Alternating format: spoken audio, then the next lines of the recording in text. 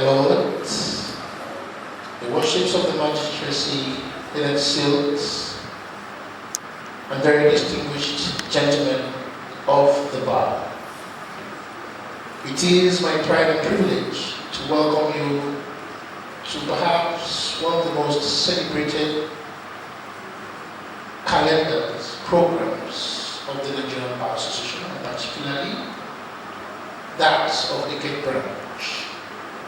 The traditional bar week is one of those events for lawyers to network and to bring synergy of their professional selves together.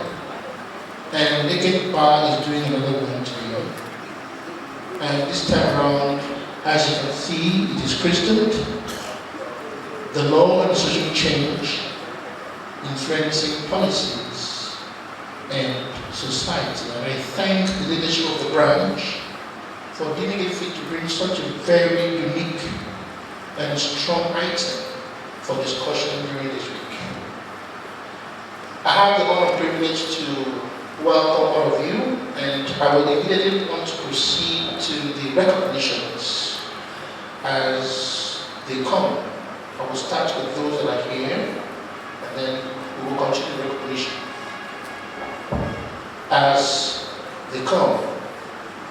Permit me to welcome and invite for a round of applause the representative of the Chief Judge of Okwara State. My Lord, the Chief Judge of Okwara State is here, and she is ably represented by my Lord, Honorable Justice Anyeka E. Akpan. Please, a round of applause for the Chief Judge. Of course, my Lord, the Chief Judge is also the chairman of today's occasion. So a second round of applause in that capacity for the Chief Judge. Welcome, my Lord.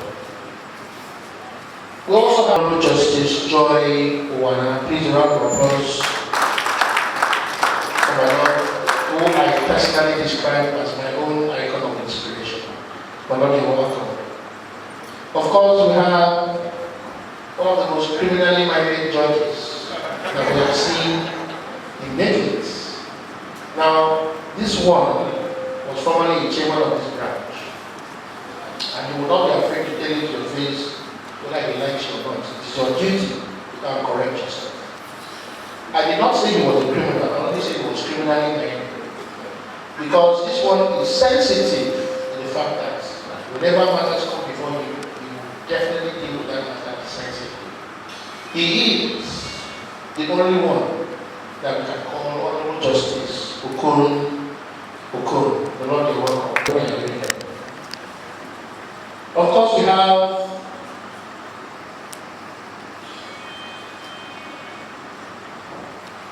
in our list of recognitions, Honorable Justice Teresa almost joined us. This one is the mother mediator. Okay, before calling her name, she is the mother mediator. I think it's Honorable Justice Teresa's court. She is not even interested in looking at the police. She might look into the spirit of the parties, and she might even decide whether you people actually intended to come to this court or not. And by the time she finishes admonishing both of you, even the lawyers will run away because you just came there to waste your time. The mother mediator is a very strong spiritual person, and she is specified in Honorable Justice Teresa. Please, a round of applause for this woman. Thank you very much for having me. Welcome. Your worship of the magistrates are also here. Let me first and foremost recognize the leather silk that we are proud of. One of the most recent. You can say he's indigenous to Akwa, because after his call to bar, he decided to stay back and pursue his dreams, and today God has made that dream come to fruition. We are proud to present and welcome Fidelis Iteshi, Senior Advocate of Nigeria.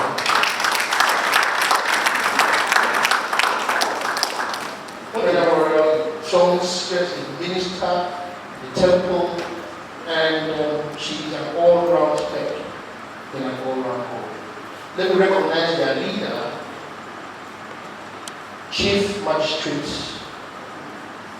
Esther Itubudo. She is the chairman of the Magistrates Association of Akwa State. Your worship, be welcome. Beside her, another mediator, this time around of the multi-door court, and that is one Chief Magistrate Helen Omana.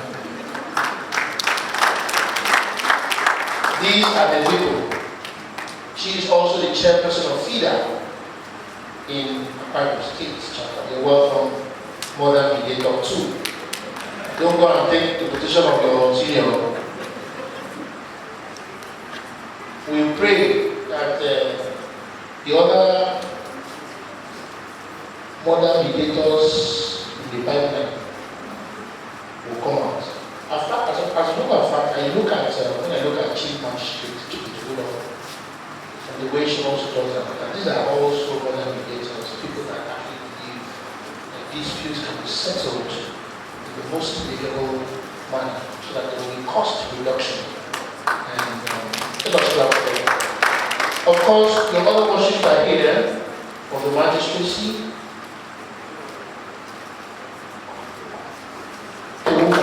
As well. So if I don't call you Mother Mediator, well, that I know that you also need it. Father Mediator, thank you very much. Please a round of applause for Magistrate. And of course, the chairperson of the NBA Women Forum, 506 chapter, is also sitting beside our colleague Fida. This is a woman that has a lot of energy. She just recently concluded the young week which she was chairperson of for the men. They took one to welcome my dear friend.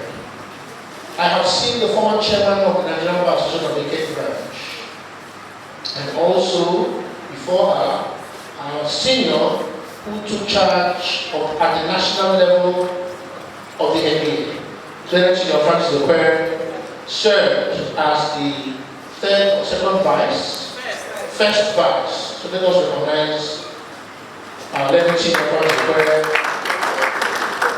who we have to borrow from Uyo, from Eket. He took that office when he was in Eket. Now we borrowed him. And he's in Uyo now, so we cannot borrow him now. I don't know what you just said there. Take her as you see now. Is the Director, Civil Litigation Department of the Ministry of Justice. We call him MR, we call him colloquist, but he's a very sound legal practitioner that we are proud of. Barrister Anietian Esquire, the Director of Civil Litigation, is the representative of the Honorable Attorney General. You're welcome, Anietian. We're also welcome the chairman of the Eket branch and his team. One of the youngest and proudest gentlemen to have stayed in capacity. He is here with Steve Charles Okon, Esquire, Charlie Branch, and I'm here. Permit me to also recognize the Secretary of the Law Officers Association, Sifon Gold. Sifon is here. Sifon, you're welcome. The chairman of the Eket District Court, or one of the district courts, Blessing Eko Esquire. This one is another Mother Mediator 3. Blessing Eko Esquire, is she here? Okay, we have Chinelo Oboke Esquire. She's the chairperson of the NBA Women Forum of the Eket branch of the NBA. Chinelo, you're welcome. Why are you clapping like that for her? Is she a Mother Mediator? Post chairman of the NBA Eket branch and the entire members of the Eket branch. Peter Ime Esquire. Please a round of applause for the host chairman of the Eket, Peter and by extension, members of the executive and also members of the Eket branch. You're all welcome. I also want to recognize the other past chairman Have I seen an Equerry there? Yes. I have cited an Equerry, the immediate past chairman. Please a round of applause for my own classmates. Equerry, you're welcome. I have the permission of the chairman to sincerely apologize to my lords and all of you for the lateness in commencement of this program. We're not going to blame it on the weather. The weather has always been the weather, and it will continue to be the weather, whether it likes us or not.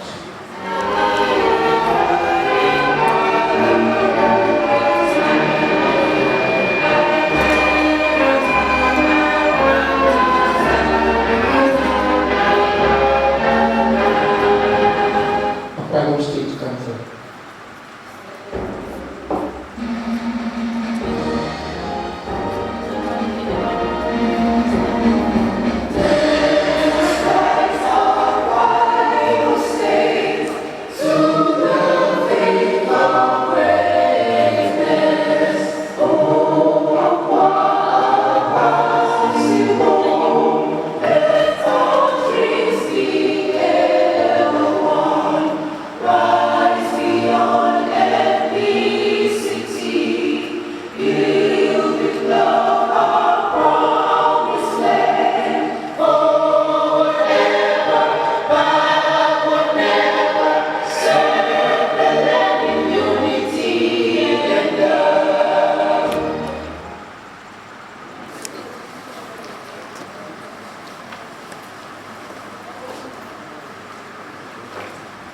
Let us pray.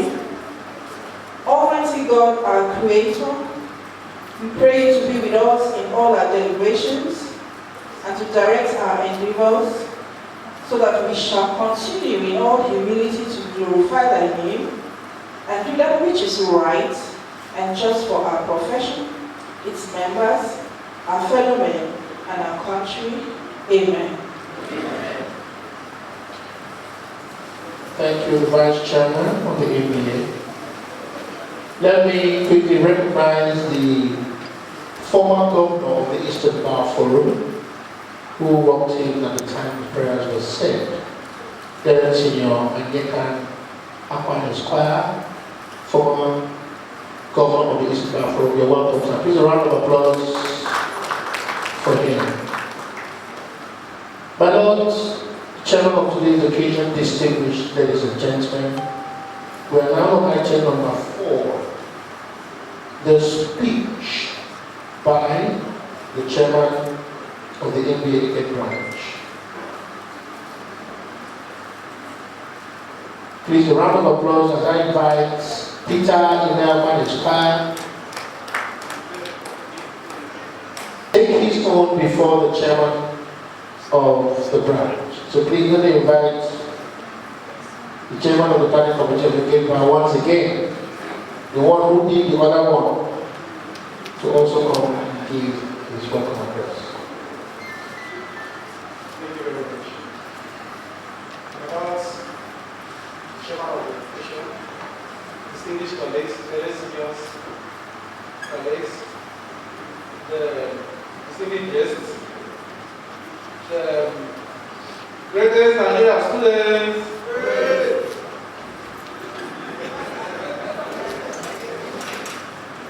please permit me to start on the existing principle.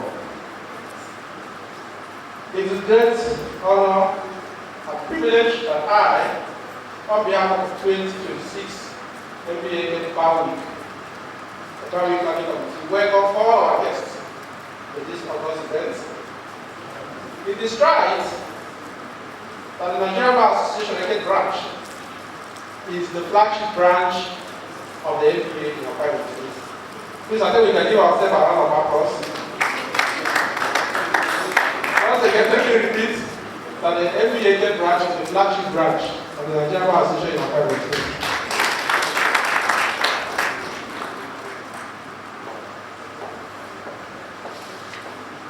So, once again, the branch has been in the forefront of protecting and promoting the rule of law in Akwa Ibom, especially in our areas in Akwa Ibom State here. Last year, for many of us that were here for our last year's bar week, Justice and Governance Beyond Rhetoric, the two mandates on the bar. The top topic captured headlines and traded on several social media platforms for its innovations and courageous discourse on the role of government as a whole in ensuring good governance in Nigeria. The keynote speaker then did quite a good work in that aspect. Our theme this year is law and social change, influencing policies and society. And of course, as you can see, that this theme is an improvement on what we have last deliberate, because we just have to ensure that our teams follow up after one after the other. So the theme we are doing this year is an improvement on what we had last year. Our view about this is that the situation of the present day Nigeria is not different from that of the previous years which we discussed, as the signs are still there, and with the coming of the 2027 elections, political actors and the judiciary must be held accountable. Of course, we are seeing some of those things. To do justice to this thing requires us as lawyers to engage in deep intellectual and analytical thinking to untangle the unending political, economic, and social quagmire that has been ruling our nation. This is where the keynote speaker and our discusser becomes cardinal in dissecting the narratives, working on the hypothesis and arriving at the practical and workable conclusions that will help Nigeria move forward and out of the recurring predicament that we have found ourselves. Thus, I wish to thank our guests and everyone that has made this 2026 Bar Week and Eket MBA Week successful. MBA Eket will continue to be ahead in advocacy for justice and good governance. Once again, let me thank members of the Bar Week Planning Committee for their sacrifices in ensuring success is recorded thus far. We thank the chairman of the branch, Peter Esquire, for having confidence in us and mandating us to organize this year's Bar Week. Once again, he and his team have done well, extremely well for this branch, and posterity will always remember him positively. We also thank our noble members and elders of this branch for their unwavering support and commitment. Once again, let me welcome everyone here to this beautiful Eket. Please enjoy your stay and the ambience of the city. Thank you, and God bless you all. Thank you very much. Thank you very much, Chairman of the 2026 Bar Week of the Eket branch. Now, ladies and gentlemen, we witnessed the arrival of the Chairman of the MBA Uyo branch and his team. Men Warfare Esquire, please can we celebrate and welcome him. That is the chairman of the mother branch.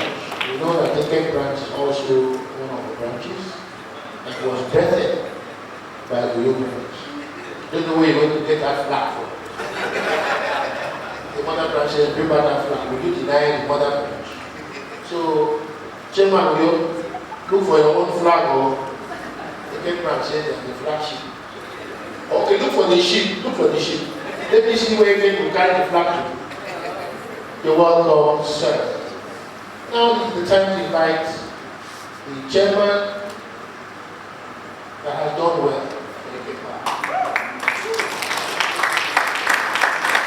You know that this is his last Bar Week.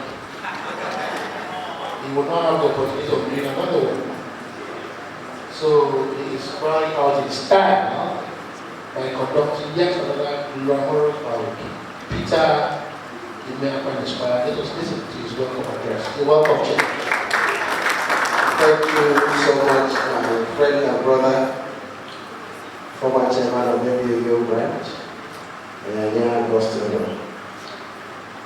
May I especially recognize the chairman of this occasion, the Honorable the Chief Judge of Prime State, and being represented by the Lord Honorable Justice Eket and Tomamba.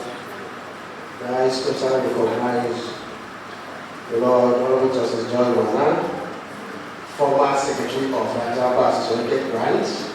Some of you don't know. I clap for me Lord now, former secretary of this branch. I especially recognize Honorable Justice Teresa Obut, our own mother, Eket, as far as Eket is concerned. Lord, you're welcome. I especially recognize Honorable Justice Okon, the godfather of Eket branch, former chairman of Eket branch, and the leader of the boys. Lord, we cherish your presence. I recognize another former chairman of the branch, Francis Eket Esquire, first national vice president before, as he then was, still a great ambassador of the Eket branch. So you're welcome. We cherish your presence. I recognize the presence of our good friend, our big brother, Nelson, my veteran brother, Fidelis Iteshi, senior advocate of Nigeria. So you're welcome. I want to especially recognize also the representative of the Attorney General of the state, Venetia Esquire. Big brother, you're welcome, sir. Former Vice Chairman of the branch, Hussein Esquire, former Justice, so you're welcome. Former EBF governors and all others. Chief Magistrate Henry Obana, our mother now, not before. You're welcome, ma'am. Former Treasurer of the branch, Chief Magistrate Esther Etudo. I have this history, that's why I'm taking my time to recognize them. Now Chairman of MAN, Magistrate Association of Nigeria, Akwa Ibom Chapter. Former Publicity Secretary of the Eket branch, Chief Magistrate Martin Johnny. Yeah, you're recognized, sir. Former Chairman of the local government, you want to know, you're recognized, sir. Now, Supervisor in the Eket Local Government Council, you're recognized, sir. And all others, there are so many, I know everybody's names and faces. It's a pleasure to have you in our 2006 bar week. All former chairmen of Eket branch, from Francis Ekwere till this. I have seen my learned senior, Nevo Ekwere, UD Meshwa, father deputies on his way. You're all recognized. All my learned friends and colleagues from Uyo, Eket, Ekwere, and Oron, you are welcome. Ladies and gentlemen, I will abridge my address because you all have a copy of this program, so I won't go the whole hall. I just want to tell us that it is with great pleasure and sense of responsibility that I welcome all of you to this year's Law Week. Now I want to tell us that the theme of this Law Week was propelled by a great saying by the first indigenous lawyer in Nigeria, Sir Christopher Sapara Williams, whose very profound philosophy generated or led to us coming up with this Law Week theme. Now you can remember that it is his saying that a legal practitioner lives for the direction of his people and the advancement of the cause of his country. And we believe that as lawyers we have a great role to play in influencing policies of our country and of our society that led to this topic. Now I want to say that on behalf of the organizers, the Law Week Committee, they put in so much to package this Law Week. I want to welcome all of you and believe that you will have a great time in the Eket Bar Week 2026. We all love you. Thank you so much for coming. God bless you.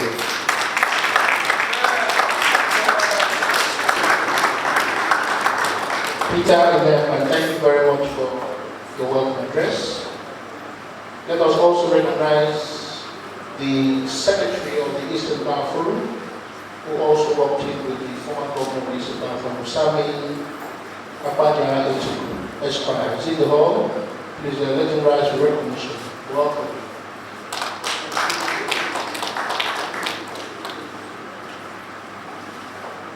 Next on the item on this agenda, we have the address by the chairman of the occasion, who is my Lord, the Honorable Chief Judge, ably represented by my Lord, Honorable Justice Emeka. Please, may I invite us to rise and receive my Lord Chief Judge of Bible States as she comes for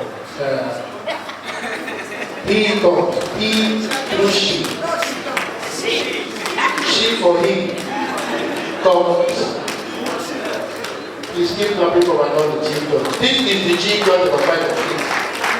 This is the Chief Judge. My Lord, you're welcome. Thank you, gentlemen.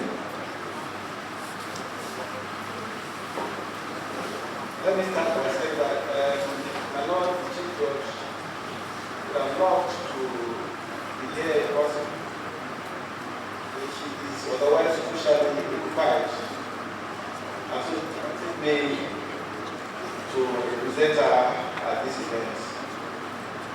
Again, my lead judge, Justice Pius Young, is unavoidably absent. I understand. He told me that he has to be in Lagos today, so I'm sure he too will have been here. Let me proceed to present my Lord the CJ's address at this event. My brother judges, the learned Attorney General and Commissioner for Justice, is represented by my brother Eket, Director of the Ministry,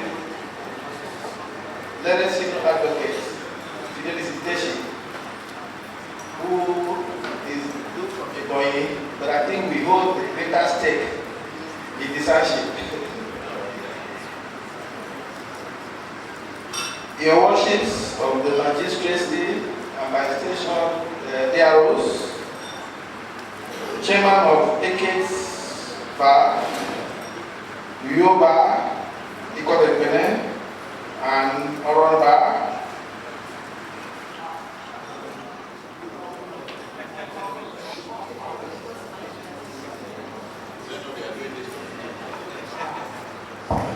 the others of the bar, and I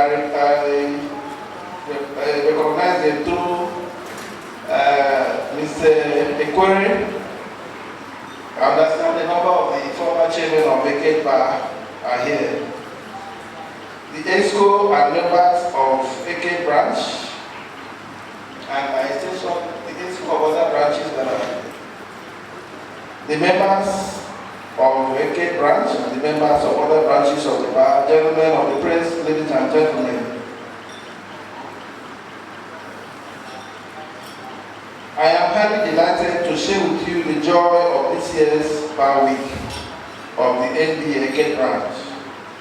I hereby send my warm felicitations to the chairman, other members of the executive committee, the planning committee, and all the members of the Nigerian Bar Association Eket branch for working assiduously to host this week. By this gesture, you have not only kept the age-long tradition of organizing a bar week, but you have kept the vision of the founding fathers and mothers of this branch alive. The bar week remains a constant feature in the calendar of every vibrant branch of the bar, and Eket branch has not disappointed. A close examination of the theme of the bar week, the law and social change, influencing policies and society, highlights the need to use the law as an instrument for the positive development of the society. It portrays the law as a living instrument that must be amenable to the dynamics of our contemporary society and needs.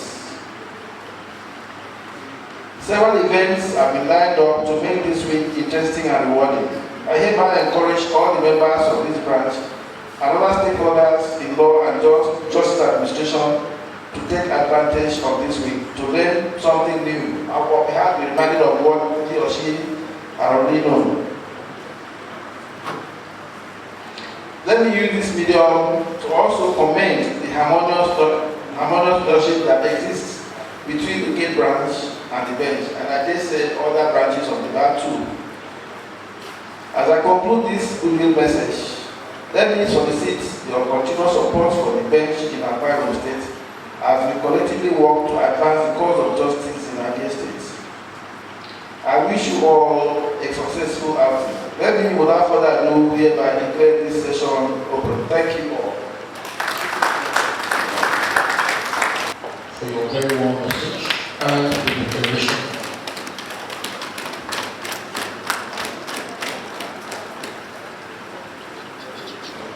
And please, I want to appeal that the Google messages from this person should be as short as possible.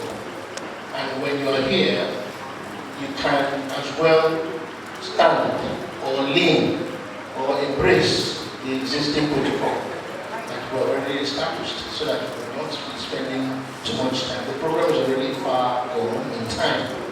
So please, when you come, proceed with your message and be as brief as possible. First, on our list of Google messages will be one taken by the chairman of the Nigerian Bar Association, Uyobu, the mother branch, the owner of the ship. You are the owner of the flag. Let the owner of the ship come so that your flag can extend. Let us invite Mayor Warfare Esquire, Chairman, FBO branch for his Google message, please. Are you sure that is how to clap for the owner of the ship?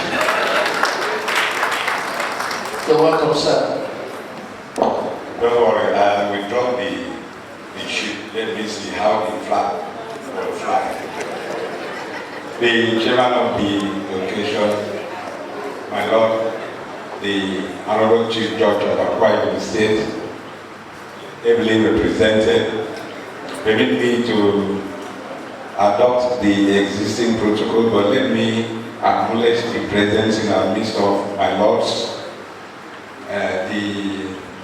I have seen the first Vice President Emeritus and Governor Emeritus of the Eastern Bar Forum and other very respected senior lawyers and the representative of the Honorable Attorney General and Commissioner for Justice. It is my pleasure on behalf of the Nigerian Bar Association, Uyo branch, to extend this goodwill message to the NBA Eket on this occasion of the 2026 Bar Week. The theme of this year's Bar Week, the law and social change influencing social policies and society, is apt and very timely. The NBA Uyo branch is proud to associate with you, and we are committed to ensuring that you have a very successful Bar Week, and that whatever you learn here will inspire you to be better lawyers, to be properly equipped, having successfully built capacity that will ensure that you attain your desired goals. So on behalf of the ESCO, I congratulate you and I wish you very successful deliberations.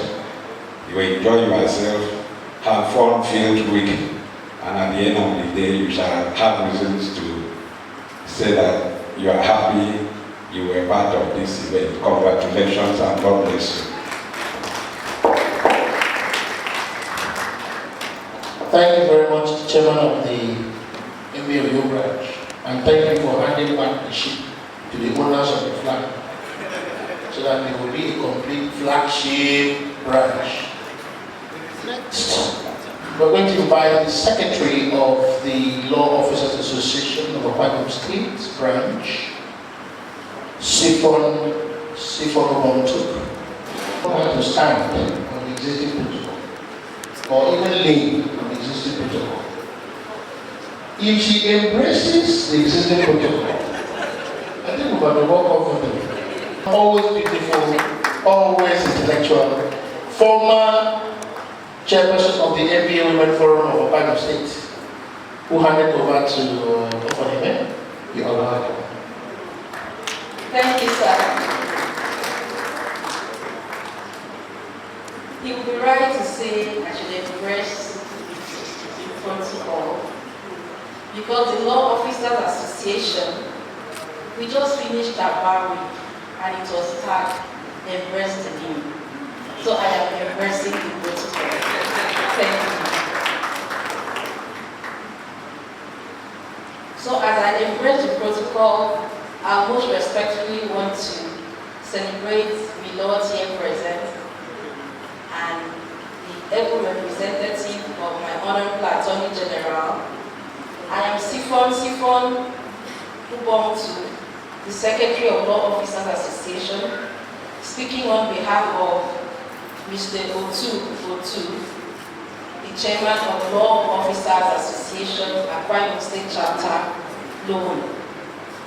This is a goodwill message presented to the Nigerian Bar Association Eket branch on the occasion of our 2026 Bar Week.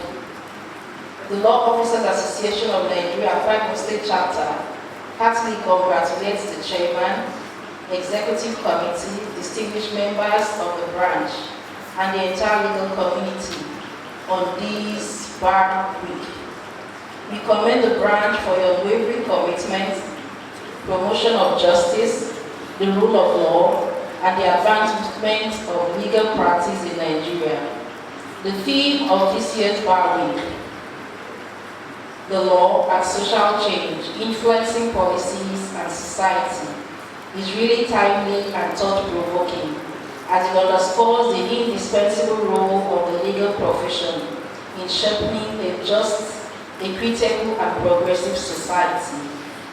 As we gather to deliberate on this important theme, we are confident that the discussions and resolutions emanating from this year's Bar Week will provide valuable insights and practical solutions to some of the pressing challenges facing our nation.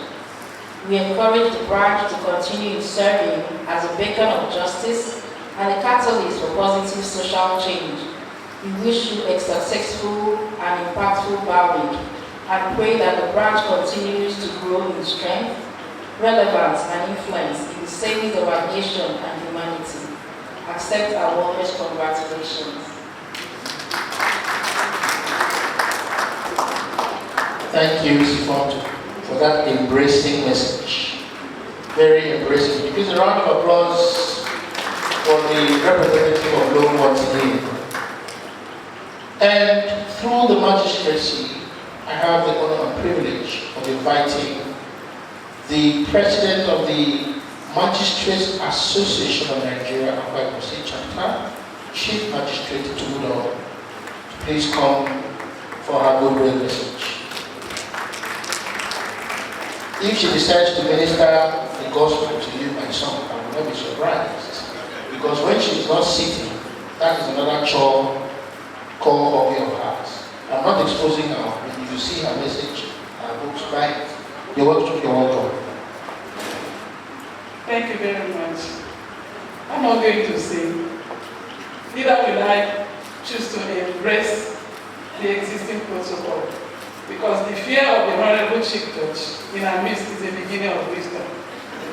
So, I'm so happy to be here on behalf of the Magistrate Association of Nigeria, Akwa Ibom State Chapter, to facilitate with the NBA, Eket branch, the chairman, the executives, and all the members of the panel on the occasion of their 2006 Bar Week.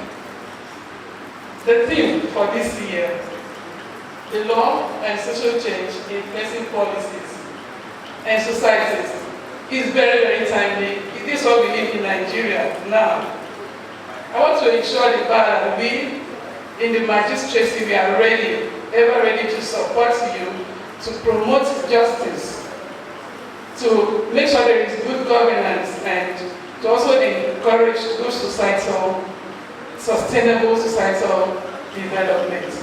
I also want to seize this opportunity to encourage everyone to seize this opportunity to network and collaborate with others. Share your experience, because this comes once in a year. Also, on behalf of the MAN Akwa Ibom State branch, once again, I congratulate NBA Eket Chapter. Thank you very much. So what you're saying is that we are going to miss any of the gospel songs because we not come to the place. Welcome. Now let me tell you why this particular goodwill message that is going to come last is very important and dear to me. A lot of you do not even know or may not have known why you will always see my face whenever Eket has events or functions. A few people may know, most people may not know, that the wife I've been married to for the past 19 years was a member of Eket Bar. And from a particular law firm of this jurist that is going to come on stage, Honorable Justice Joywa. You see the connection. Before Justice Joywa would have given you one of our pressed, trained jewels for marriage, you know that you have a responsibility to ensure that every T and I's are crossed and dotted. Otherwise, you will not survive.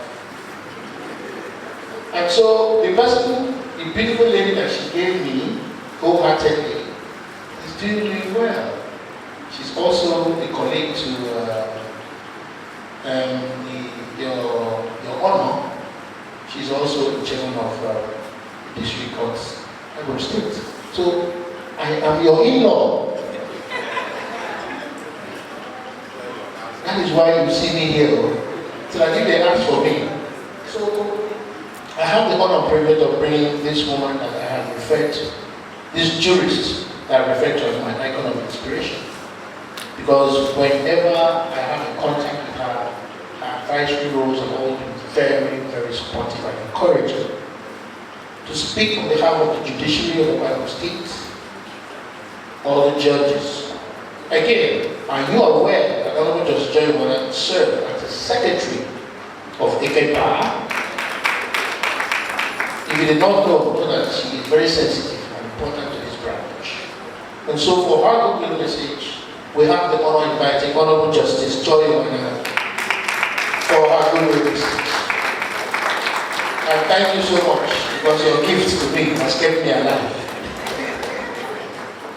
Welcome, my daughter.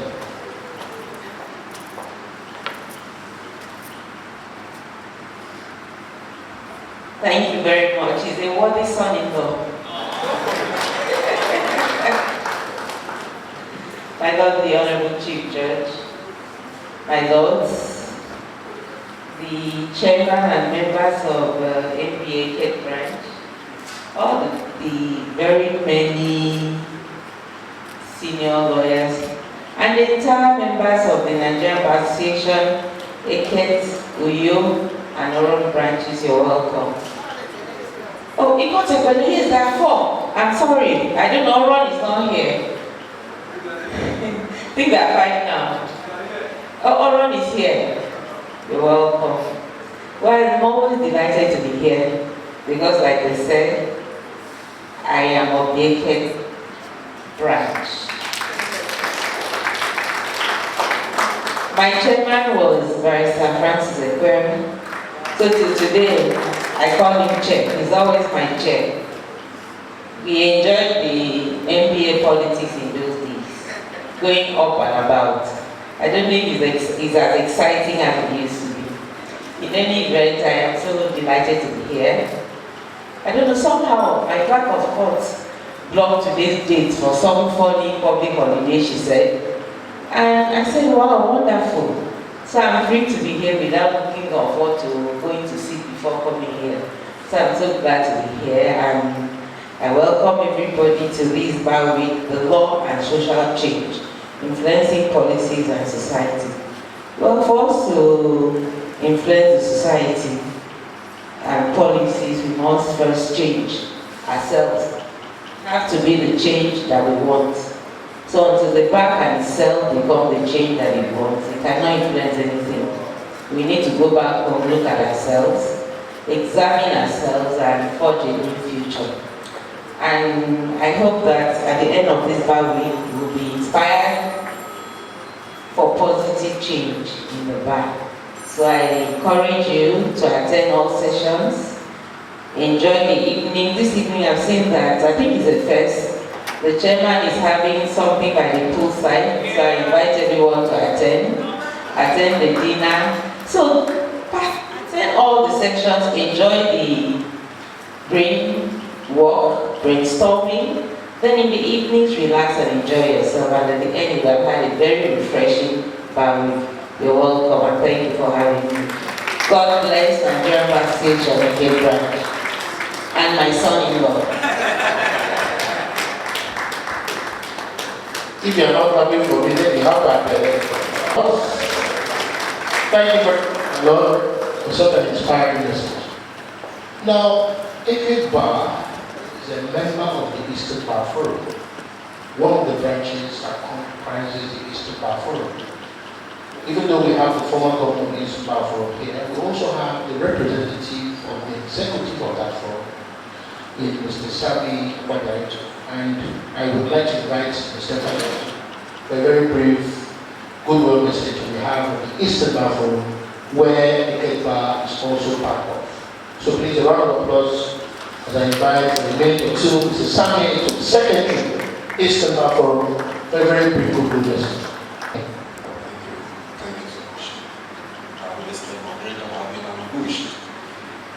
My Lord, the Chief Judge, my Lord, Judges of Akwa State, here present, former First Vice President of the Nigerian Bar Association, past Governor of the Eastern Bar Forum, ladies and gentlemen. Like I whispered to my friend and brother that I've been ambushed, I represent the chairman of the Governing Council of the Eastern Bar Forum. Leonard Silk, I acknowledge your presence. This is my hometown, my village in particular. So we are pleased to be here. We celebrate Eket Bar. Eket Bar has been a formidable member of the Eastern Bar Forum, very committed. Eket Bar has always kept the flag flying. Last year we were here and it was beautiful. Today we are here. The theme, the law and social change, influencing policies and society, is asked for now. When we have conflicting judgments, we have forum shopping, everything that affects the profession. And I believe at this gathering, justice shall not only be done, it shall be seen to be done. Thank you. Thank you very much, Sami. I forgot to mention that he's also the son of the soil. Now, in the introduction that we earlier made, we introduced one of the newest senior advocates of Nigeria who decided to stay back in Akwa State in general to explore the divine and customary practice of law.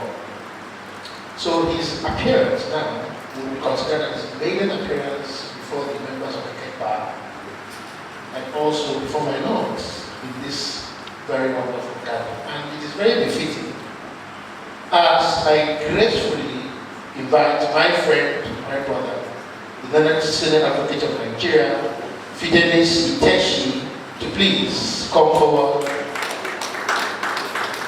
and speak to his people for some very brief moments.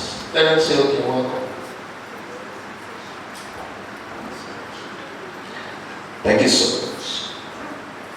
My friend and brother and classmates, and my noble lords, Chief Judge of Akwa State and the chairman of this occasion, and your lordship brother here present. Permit me with due respect and for absence of much time to stand on the protocol already established. I want want to say that it's a privilege to be here in Eket on this special occasion. Eket is a place I have traversed over the years in the course of my practice, and the chairman of Eket branch is a young man I met long ago in our Rotary days in Uyo. So I'm so proud of what he has done as the chairman of this branch, and I have always known him to be a very hardworking and humble person. Chairman, Mr. Chairman, let me thank you for honoring my conferment ceremony in Abuja. You came all the way with so many of your friends. I'm so grateful. I want to use this opportunity not only to congratulate the branch this occasion, but also to thank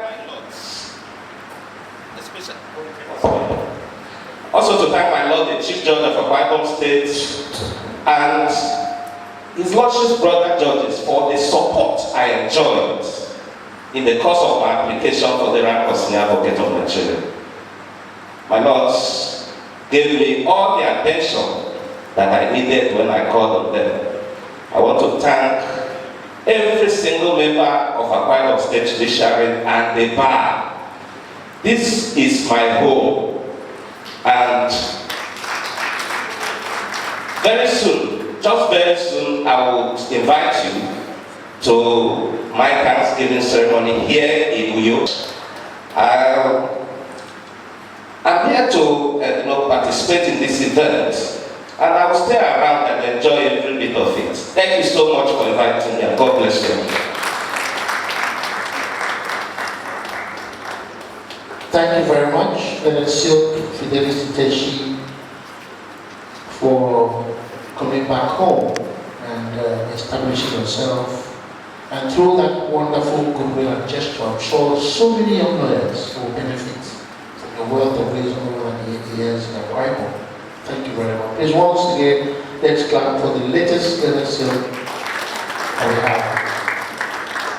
Lastly, I have the honor and privilege to invite the Honorable Attorney General and Commissioner for Justice of Akwa State for his goodwill message.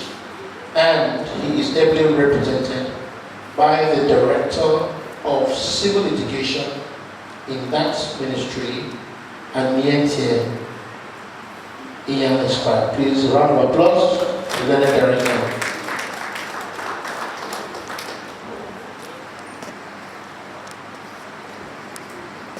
My Lord, the Chief Judge, dear representative, my Lords, judges of the White State Judiciary, please permit me to adopt the protocol already been established.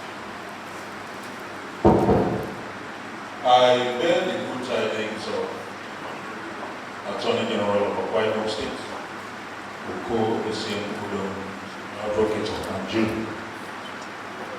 He had wanted to be here personally, but noticed that there may be an executive council today, because he directed me to represent him in this occasion. He has asked me to congratulate the Eket branch for this occasion, and to state that the theme of this Bar Week, the law and social change influencing policies and society, should not be another one of those rhetorics that we have been having over the years. We attend occasions like this, topics are brought up, themes are mentioned, we discuss vibrantly, and then we go back, and nothing is done after that. And then we come back the next year, and we continue from where we stopped. The theme of this occasion should be put into practice when we live here. we should be able to bring up policies and societies in the society that abides with the rule of law. Once again, I thank you for inviting us to this occasion, and I wish you all a fruitful and impactful deliberation. God bless. Please, another round of applause for the Honorable Attorney General, Representative, the Director of Civil Litigation. You're welcome, sir. Thank you very much. And that brings to the conclusion the list of goodwill messages for this occasion. The Chairman, my Lord, the Chairman of the occasion, my Lords, Judges of the Eket State High Courts, the Worships of the Magistracy, Chairman of Branches, let us sit. This is the point where we will get to hear from the keynote speaker of this event. And I have the honor and privilege of introducing the keynote speaker, and I will take a brief of his profile for our information. The keynote speaker, my Lord's distinguished colleagues, is none other than Mr. Lateef Omoyemi Akamwe, Senior Advocate of Nigeria. Please a round of applause for our keynote speaker. And he will be presenting his goodwill, his keynote speech online in a very short while I make his profile.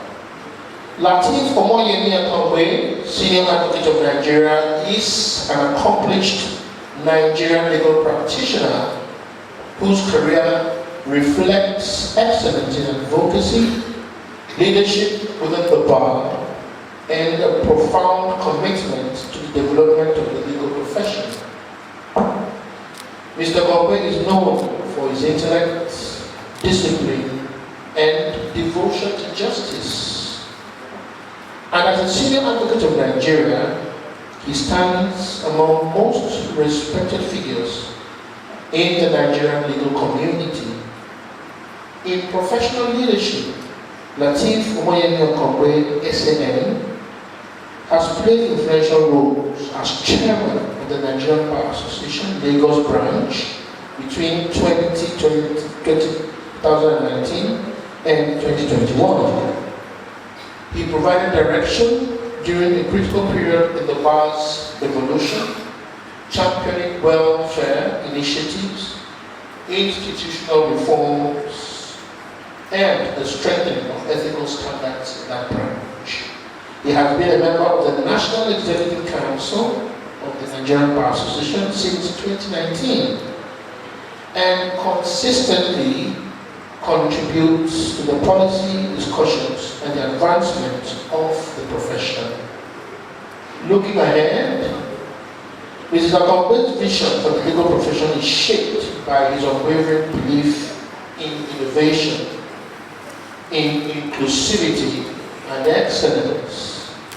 He remains committed to fostering environments where young lawyers thrive, ethical standards are upheld, and legal practice evolves to meet emerging challenges.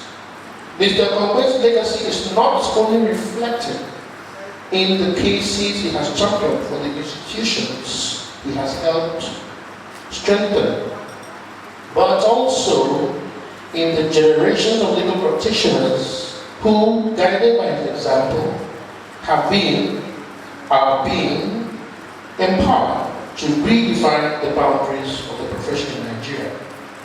Finally, Mr. Akamwe is known to champion social justice through pro bono work, gender equality advocacy, and access to justice efforts. He also supports the lawyers in business initiatives by mentoring lawyers on financial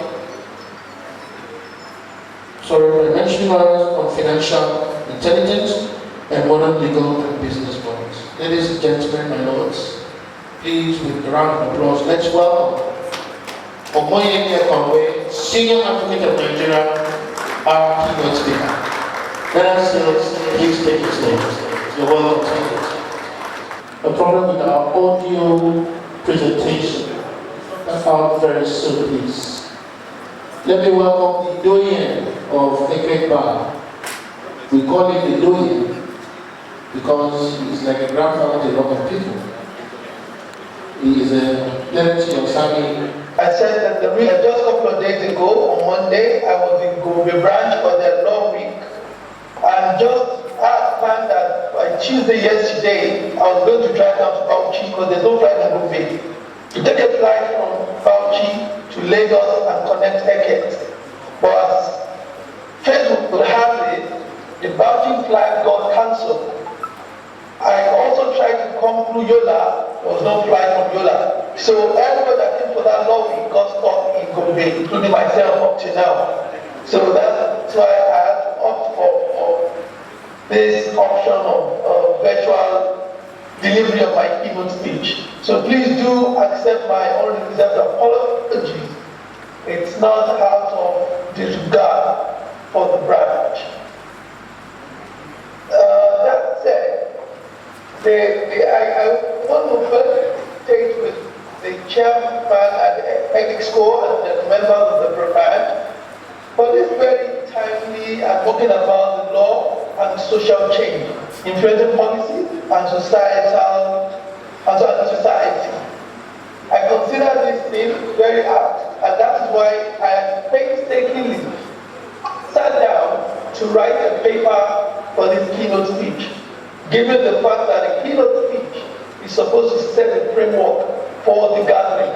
So I believe this keynote speech would form would be the thematic thing, would be the working paper for the sessions to come after this keynote speech.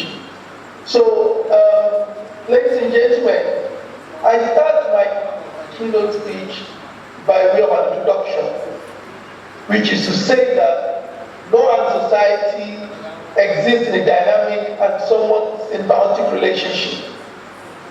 Humans created law and surrendered their rights through a concept called social contracts, wherein an agreement was reached mutually to exit barbaric state of nature where life was short, especially when emerging democracies like Nigeria. In legal scholarship, law is often viewed as both a tool for social engineering and product of social realities. In the Nigerian context, this interaction is even more pronounced due to the country's diversity, colonial history, evolving democratic institutions and socio-economic challenges. Law as an instrument of social change. Of course, law has not been used as an international mechanism to transform society. Through legislation, judicial decisions, and policy reform, society can evolve it. From historical background, law has seen to the abolishment of certain practices that are repugnant to natural justice, equity, and good conscience. Law has engineered. The abolition of slavery, abolishment of killing of trees, abolishment of Osu's cave system, served as one of the earliest examples of law-spreading moral change. In Nigeria, laws such as Child Rights Act of 2003, with the Child Rights Law of various states of Nigeria, and Violence Against Persons Prohibition Act 2015, have contributed significantly to reducing child marriage, female genital mutilation, and domestic violence. This is with heavy support and legal basis on the Constitution of the Federal Republic of Nigeria. But the criminalizing such practices, the law reshapes societal attitudes and reinforces evolving concepts of human rights, which are fundamental to the coexistence of members of any given society. What about civil rights and equality? Law has been fundamental in advancing equality in Nigeria and world over. Anti-discrimination laws in many jurisdictions have reshaped societal perceptions of race, gender, and disability. Equality in the workplace has been guaranteed through the Discrimination Against Persons with Disabilities Act. The Act goes further to state that all employees of labor in public organizations shall, as much as possible, have persons with disabilities constituting at least 5% of their employment. Talk about banks that allow disabled to work for them. At this point, it is very important to remind us of the Supreme Court case of Eket and Eket. The court decision reached in this case, women have been relegated and treated as second-class citizens when it comes to inheritance. In that case of Eket and Eket, the Eket court, in dismissing that appeal, stated as follows: no matter the circumstances of the birth of a female child, such a child is entitled to an inheritance of her late father's estate. Consequently, the Igbo customary law, which is entitled the female child from partaking in the sharing of a deceased father's estate, is in breach of section 42(1) and 42(1) and 42(2) of the Constitution. A fundamental rights provision guaranteed to every Nigerian. It empowers the Securities and Exchange Commission to impose strict penalties like fines to the tune of 20 million naira and 10 years imprisonment upon conviction for trading without license. In that way, the economy is stable and not met with uncertainties, with fraudsters excluded from the market. These are examples of how the law has reformed society. Also, we can talk about law as a societal change without talking about the fact that the law is a social engineer. So I'll talk about law as social engineering. The American jurist Roscoe Copeland described law as a tool of societal engineering. In Nigeria, anti-corruption laws were designed to curb corruption and instill accountability. With the trend of the crime of obtaining under false pretenses, popularly called Yahoo Yahoo or 419, it was becoming somewhat worrisome that more young men and women got themselves more involved in the crime. Also, you must agree with me that from this part of the world, some citizens disadvantaged are not acquainted with modern trends.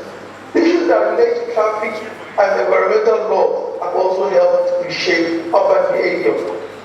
Although enforcement challenges persist, these laws demonstrate deliberate attempts to change societal conduct. So while not a reflective society, it is equally true that society reshapes the law, but society shapes the law. Laws rarely emerge in isolation. They respond to evolving values.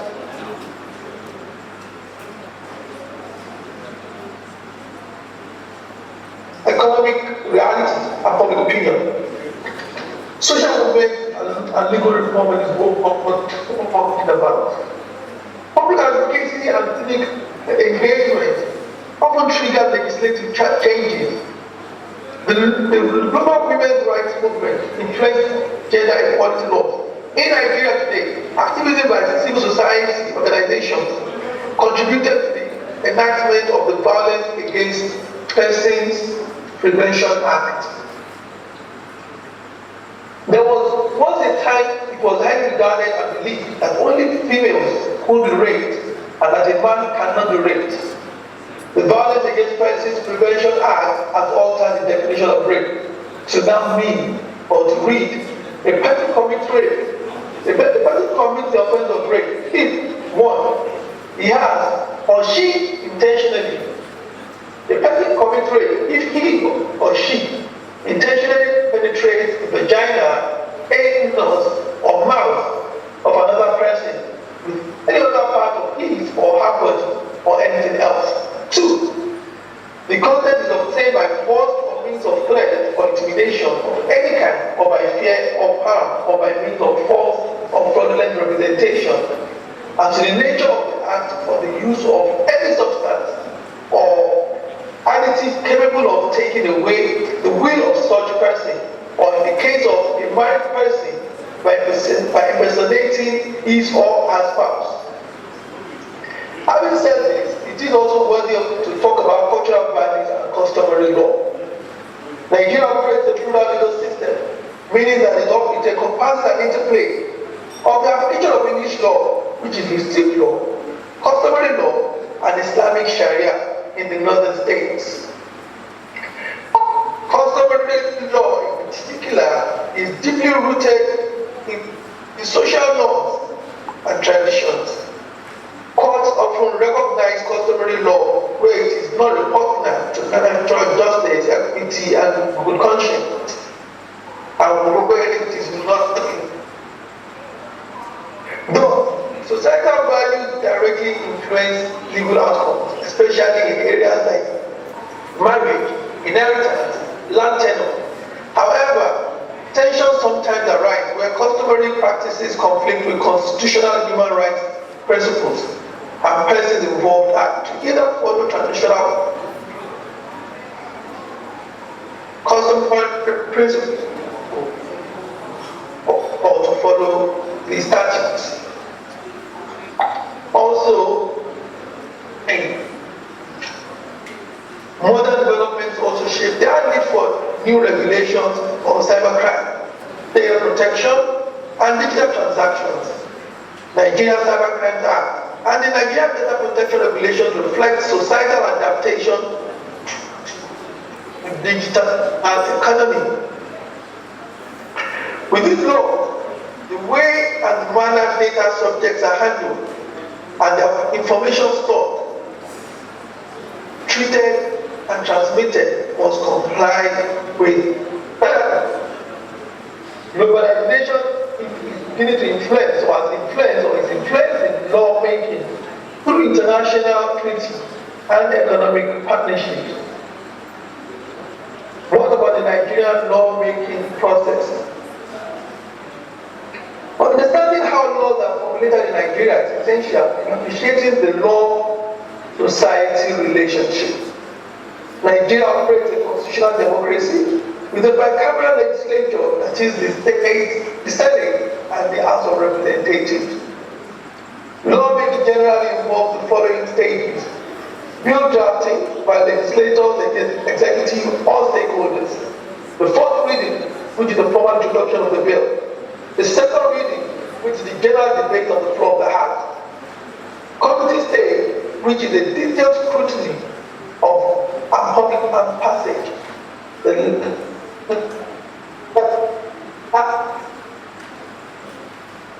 last stage of it is the presidential assent. At the state level assembly, modern lawmaking is increasingly inclusive, and it involves the contributions of stakeholders like civil society, like our organization, the NBA, professional bodies, academics, and policy experts, international parameters, and investors as well. Public hearings provide opportunity for citizens to contribute to legislative debates, ensuring that laws reflect social realities. What about the judicial intervention, judicial interpretation? Courts also play a vital role in shaping law through interpretation. Constitutional interpretation can expand rights and adapt laws to modern realities. Of course, it's not only the Supreme Court in this case, other courts as well. Interpretation means the process of determining what something, especially of meaning. The object of interpretation of law is to discover the intention of the lawmakers, which is deducible from the language used. And in performing this interpretation, our courts are enjoined to give adequate consideration to the words used in the statutes. Additionally, it is pertinent to highlight legal policy He said, on interpretation of the law, he said, interpretation of true spirit is the bedrock of any judicial mechanism and the legal system. Then they need to check the cravings of its presidents in the light of the law at hand and the facts that have been dealt with. Though, however, this may seem as a minuscule idea, it is wisdom to bear in mind that the purpose of the law is executing proper justice and executing order. And if this is ignored, then the purpose of existence of such a mechanism of justice is itself thwarted. Thereby, discussion on the principles of application of law and its interpretation in administration of justice is called for. But lawmaking is not confined to legislature alone. Are there challenges in using law as a tool to drive social change in Nigeria? I ask the question, and I answer the question as follows. Despite its potential, several challenges hinder the effectiveness of law in transforming societies, ranging from weak enforcement, cultural resistance, lack of public awareness, political interference, corruption, lack of resources, and institutional weakness. Having said all of this, I conclude my keynote speech by saying the relationship between law and society is inherently symbiotic. Law has historically driven social transformation by promoting justice, equality, and development. At the same time, social changes driven by culture, activism, technology, and economic realities have reshaped legal framework. In Nigeria, this interaction is particularly complex due to its plural legal system and socio-political diversity. While significant progress has been made in aligning law with modern societal values, challenges remain in enforcement, inclusivity, and public trust. For legal practitioners listening to me today, understanding this dynamic is essential. Lawyers are not merely interpreters of law. They are active participants in shaping society through advocacy, litigation, and public engagement. The legal profession plays a crucial role in ensuring that law remains both relevant and responsive to the needs of society. I conclude, therefore, by recommending that human rights awareness and access to justice is made accessible. Citizens and other stakeholders engage in policy advocacy and legal and legislative drafting, judicial reform, and transparency is encouraged and supported. Public legal education is encouraged, and the application of technology is embraced in legal practice.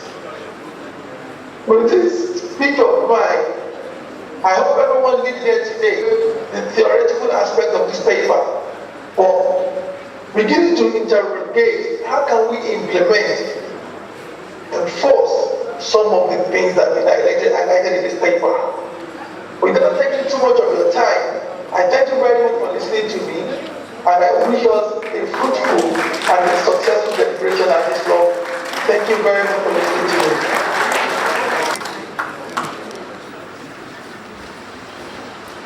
Can we clap for Amy Okokwe, Senior Advocate of Nigeria? My Lords, the Chairman of today's occasion, my Lords, Judges of the Kwara State High Court, it is with profound honor and privilege that I announce the arrival of His Excellency, the Governor of the Kwara State. He is fair in complexion, but this other person is also, so there is no difference, only that she is a lady, and His Excellency the Governor is represented by this fair lady, who is the Solicitor General and Permanent Secretary of the Ministry of Justice. Please let's accept to receive His Excellency through his representative from Edemecum Esquire. Thank you, Your Excellency. Your Excellency, we have also reached the point where we are going to gladly, respectfully invite you for your opening message. Even though the chairman of the occasion had declared it open, on the same spirit of intent, may we respectfully also invite you, I know that you're here, for a very brief goodwill message to your people. Please, let's receive His Excellency once again. Complex choir. Before you don't go choir, please. Don't mind my jokes. Take the content, leave the joke.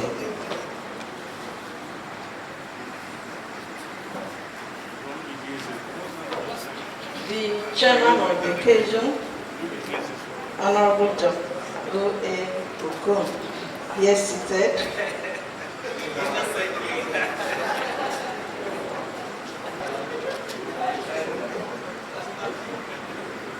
My sincere apologies for breach of protocol. The chairman of the occasion,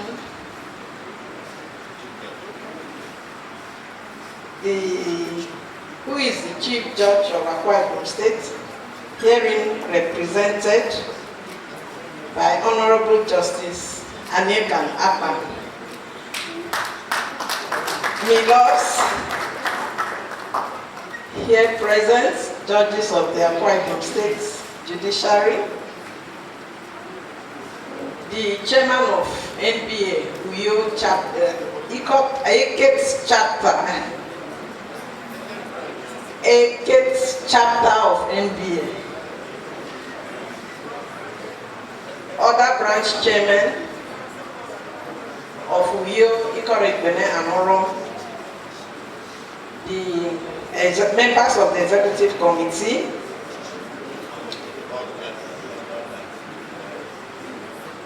please permit me to stand on the established protocols. First of all, I want to apologize for coming late. I just got the notice this morning that I'm to represent His Excellency here. And I was already in Abuja. And my flight was for 9 a.m. But when I got to the airport, the flight was delayed until 11 a.m. So I'm just coming from the airport straight to this place. My sincere apologies. So I stand here on behalf of His Excellency, the Governor of Akwa Ibom State, Pastor Basi Umo Eno, PhD. He has mandated me to bring this goodwill message to the NBA Eket chapter on this. Sorry, please. What's the difference between branch and chapter? We are lawyers. Leave that I'm representing His Excellency. Whether it's branch or chapter, I think it means the same thing. But to fulfill your own yearnings, NBA Eket branch.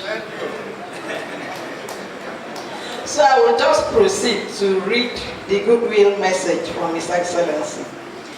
Goodwill message from His Excellency, the Governor of Akwa Ibom State, Pastor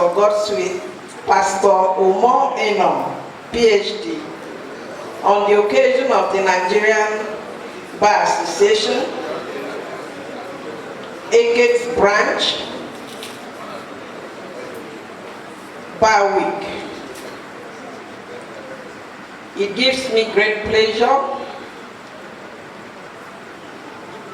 to extend my warm felicitation to the chairman and the executive members, and indeed all the members of Eket branch of the Nigerian Bar Association on this occasion of the 2026 Bar Week. The theme of this year's Bar Week, the law and social change influencing policy and society, is profoundly significant. It appropriately reflects the enduring responsibility of the legal profession not only to interpret and apply the law, but also to serve as a catalyst for justice, good governance, institutional reforms, and societal progress. Throughout history, the law has remained one of the most powerful instruments for shaping public policy, protecting fundamental rights, promoting accountability, and advancing the common good of every person in the society. As legal practitioners, we are called upon to deploy our knowledge, influence, and advocacy in the service of a more equitable, peaceful, and prosperous society. I commend the Eket branch for the thoughtful array of activities lined up for the week, including the Human Rights Day, continuing legal education, and other activities. These events, I hope, will promote the physical well-being and professional development of the members of the branch. As you gather to brainstorm and engage,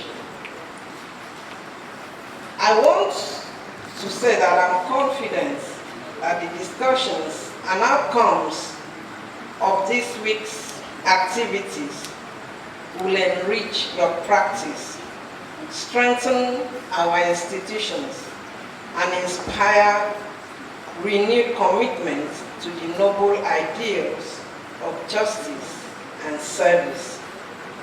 I wish you all a very successful and impactful Bar Week.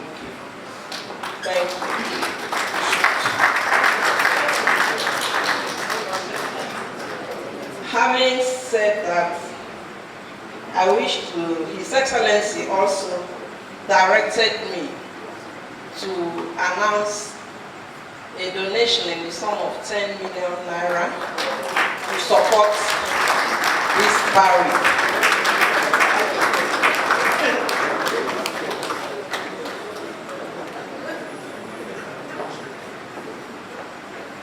I've been told that the Bar Week had already been declared open, but I will still do, I'm a servant, I will still do as I was directed. So on behalf of His Excellency, I hereby declare the Bar Week of the Nigerian Bar Association, Eket branch, open. Thank you. Please, shall we rise and receive His Excellency, the Executive Governor of Akwa Ibom State, ably represented by the Permanent Secretary and Solicitor General of the Ministry of Justice, Mfone Demeko. Thank you very much, Your Excellency. Members of the Eket Bar are now smiling because they now have something to take to the flagship. Initially, I'm proud of you, Your Excellency. Thank you very much. The chairman of today's occasion, distinguished ladies and gentlemen, my lords, Silk, I will crave your indulgence to enable us move swiftly into the first plenary for today, after which we shall take group photographs and we shall conclude. That is because we are trying to abridge the time, having not started early enough.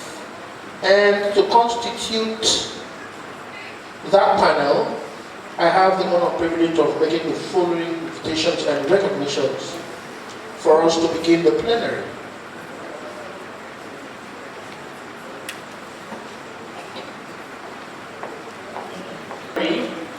Which will be taken by my Lord Honorable Justice Teresa Ayobut is Be the Change, Restoring Public Confidence in the Legal Profession.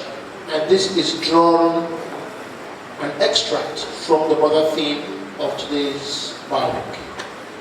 And so, to chair this session, I have the honor and privilege of inviting, very respectfully, my Lord, Honorable Justice Okon to please rise and come to the center as he is the chairman of this session. Please a round of applause for your brand man chairman.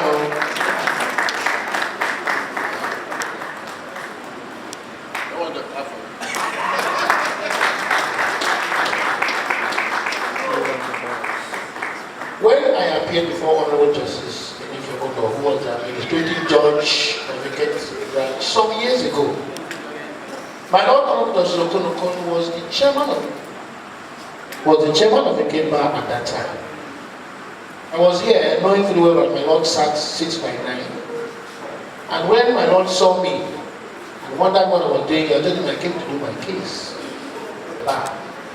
He said, my Lord, we are confused. We have a challenge and we want to see how we can resolve it. My Lord now said, what is the confusion? He said, my Lord, if you look at the bar, there seems to be a semblance of you at the bar as well. So we are wondering whether you had come back to the bar. Because there's somebody at the bar that actually resembles you, and we are wondering whether my Lord had returned. My Lord adjusted his glasses and was saying, I don't see what you're saying.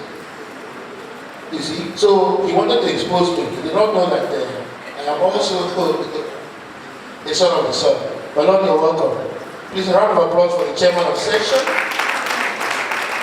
And of course, the lead speaker for today is none other than the one we earlier referred to as the mother mediator, Honorable Justice Teresa Ayoboti. The mother peacemaker, and 29 cases would have been resolved by mediation. You are not happy for that person. Someone will have a docket of 40 cases in a course list. Our discussants are here. Some of them are here, and we hope others that are not here will join us sooner. Let me start by inviting one of our discussants, Mother Mediator 2, Peacemaker 2. Chief Magistrate Helen Omana, please join us as she is one of our discussants. This topic, be the change, restoring public confidence in the legal profession. To a discussant of this session, we respectfully invite Anya Esquire, former chairman of the Nigerian Bar Association of your branch. Please a round of applause for him as he joins the table of discussants. We also have two other additional members of this panel that we will be inviting. First, we invite Sami Abadabitu, the Secretary of the EBF. I'm informed that he has been listed to join on this table. Please, can you come up? Please, a round of applause for the Secretary of the EBF as he joins the discussions table. This is. And lastly, we have Meti Ukwe Esquire. Please a round of applause for Meti Ukwe Esquire, who is also been listed to join the discussants table. So there you have it, a very rich array. I will give you the full fiat of determining the time frame for this session, considering that you will be in charge from the moment the microphone comes to you. But before then, my Lord, let me also inform you that after the discussion, we shall take some questions and comments, and then you will close with the closing remark of this session. You're welcome. I prefer to start with this.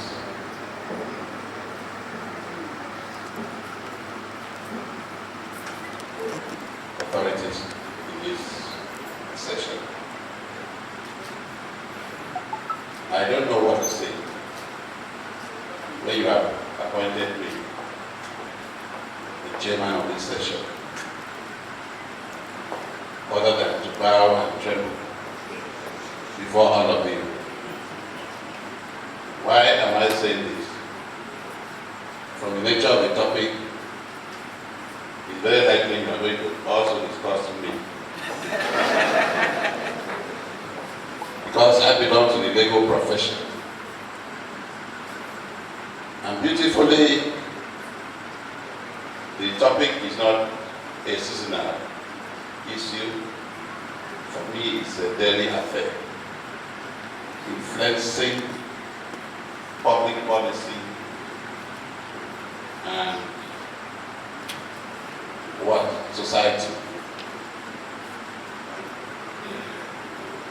I also thank God that my spirit can now be at rest, that we're not just going to discuss society without paying special attention to our house. So it is an in-house session that we have to X-ray what is going on in the legal profession. And to do justice to this topic, we have someone I respect so much.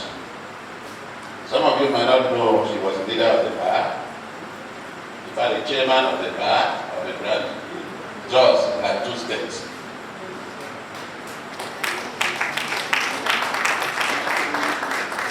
In 1992, before she better joined the bench. So I don't know who revealed it. The Holy Spirit must have revealed it in the leadership of the branch here, to choose her to do justice to this topic. I don't have doubt in my mind and in my spirit. I have that conviction that at the end of the day, we'll have so much to learn from the resource person. Trust her to speak. Amen. Trust her to call a spade a spade. And I pray God will lead her. I will not envy the assemblage of discussants we have here. I can only pray for them that they will have the boldness to expatiate on what the resource person will say. On that note, I have the privilege and thank you for giving us your attention. Thank you for the recognition given to me. Help me to invite the resource person, Honorable Justice.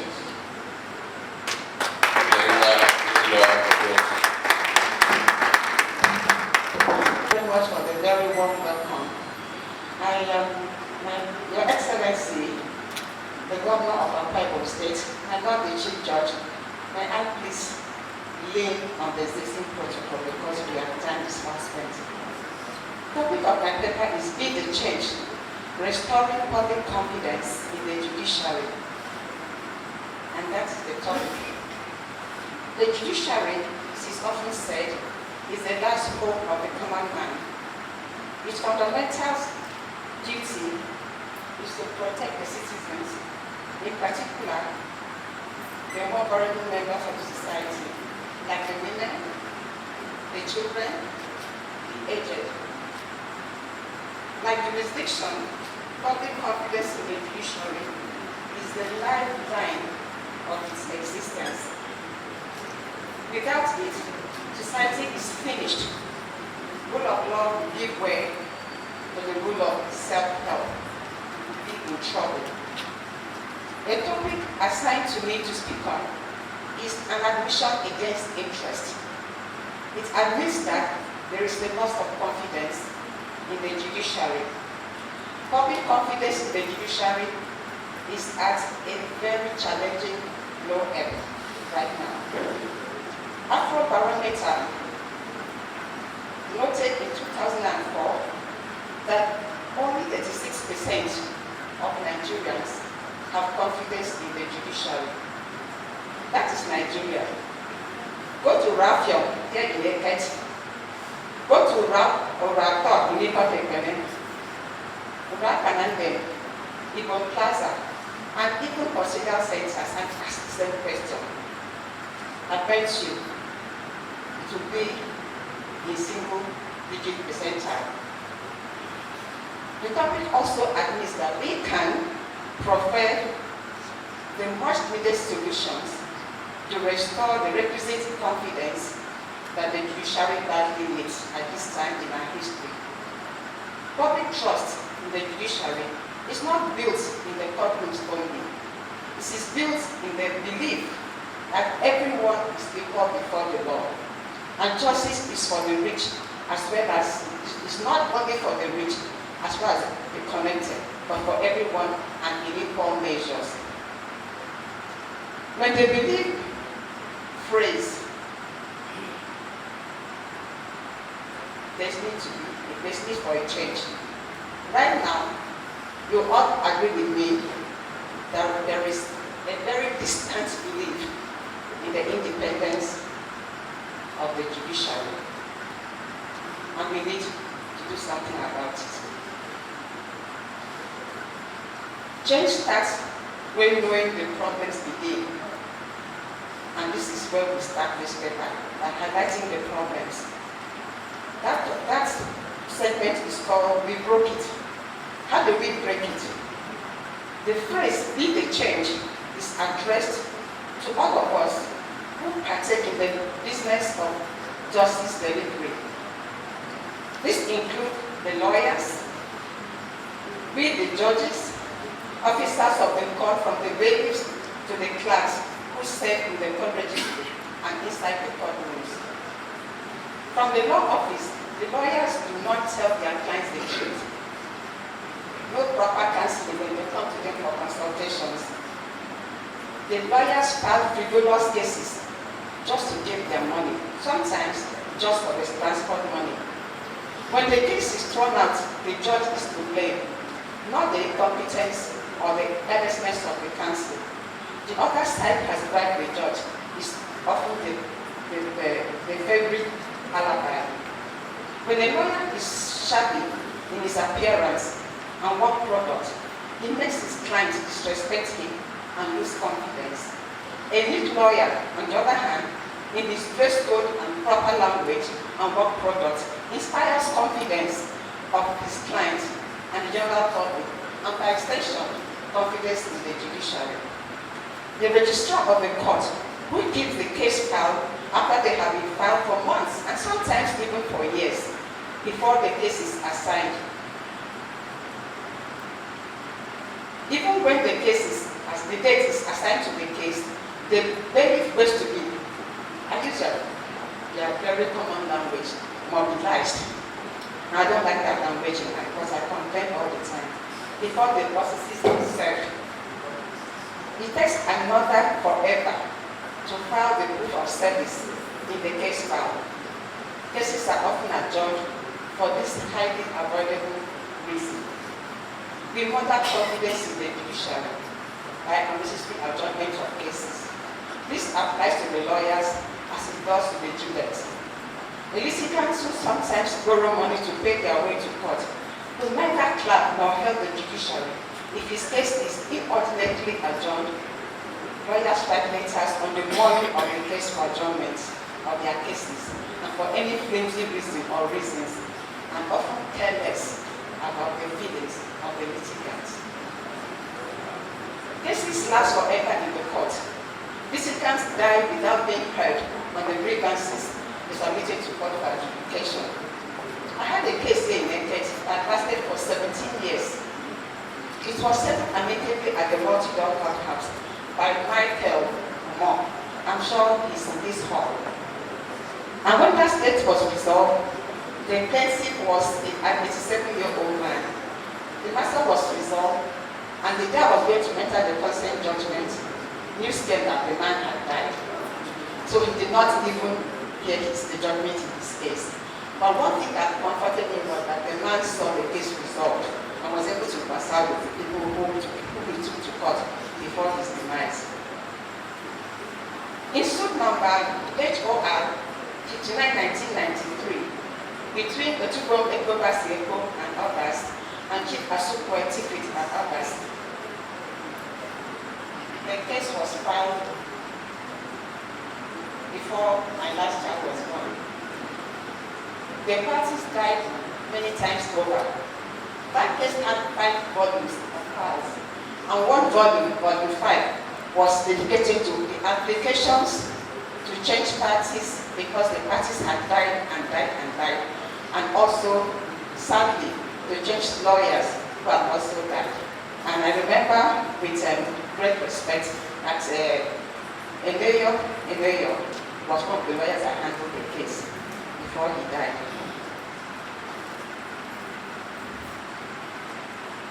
On 5th December 2023, when the court went to visit the local state board in Oron, we had to stop initially in the court to hear an application to bring in new parties, because between the last date of hearing and the date of the local visit, the existing parties in the case had all died. So even on the day of the court visit, new parties had to be brought to have parties before the court, giving the powers to continue hearing the case. Eventually, judgment was delivered in that case in November of 2024. The question I want to ask us, two questions. One, did the parties get justice in that case? Two, did the case inspire confidence in the judiciary? To those questions, I answer with the negative, because this was a land case that lasted from 1993. Before the case was determined, the whole structure of the land had changed. They could not tell me where they were claiming. They could not identify the boundaries of the land. We went to one filling station in Esowara, and I asked the chief, now, who lived in this house before now? He says he doesn't know. Who is living in the house now? He says he doesn't know. Who has this filling station? He said he didn't know. So, how would I enter judgment for the plaintiff, whose rest has so changed structurally over the years his case was pending a determination with the court? The Judas is not a guiltless party in this tragedy. Sitting late and rising early, delay matters. Coming to court ill-prepared and adjourning simple objections and applications for rulings that can be delivered from the bench waste time. Long rulings and long judgments are now very outdated. Incessant and necessary ex parte orders, inconsistent orders, and interrogatory injunction to not paint the judiciary very bright colors. We just had one recently involving party deregistration. The controversy is still raging. A judge who accepts bribes or takes direction from outside his courtroom on how to rule or take direction or take decision in his case from within or outside of the judiciary has not only sold his soul, but he has also sold his freedom and security. His hands are soiled. Apart from eroding confidence of the opposing party, and indeed even the interfering party in the judiciary, as well as its independence, such a judge will forever be looking over his shoulders because he has murdered sleep. I sat in the Tenant High Court for almost 2 years without electricity. The courtroom was sometimes so hot. Everyone suffered. The litigants, the lawyers, and of course the judge. That wasn't peculiar to my court. Some judges have had to stop sitting because they cannot take the heat. What do you do? Just leave the kitchen. So they had to go. When litigants pay outrageous fees to process their appeals because of corruption in the system, the confidence in the judiciary is eroded because the citizen who cannot afford the exorbitant cost of appeal process preparation against the judgment is aggrieved by is deprived of his right to appeal under the Constitution. Does that drive away confidence? The bar has become so docile and ruthless. The bar has lost its voice. If the bar must be a change, it must find its voice. It must speak against evils that erodes confidence in the judiciary, no matter who is involved. Section 287 of the Constitution says that court orders bind everyone. The executive and the powerful disobey court orders with reckless abandon. What do we do as judges? We issue more orders. The bar does not shut down the court to fight to protect the rule of law and the magisterium of the court. We only adjust. We have taught the powerful that the judiciary backs but does not, cannot, and has just refused to sometimes fight. The case of Ojukwu and Lagos State, started in 1986, is still raging, and yet we are still begging for the obedience of the court orders. Every time we gather, we blame underfunding of the judiciary.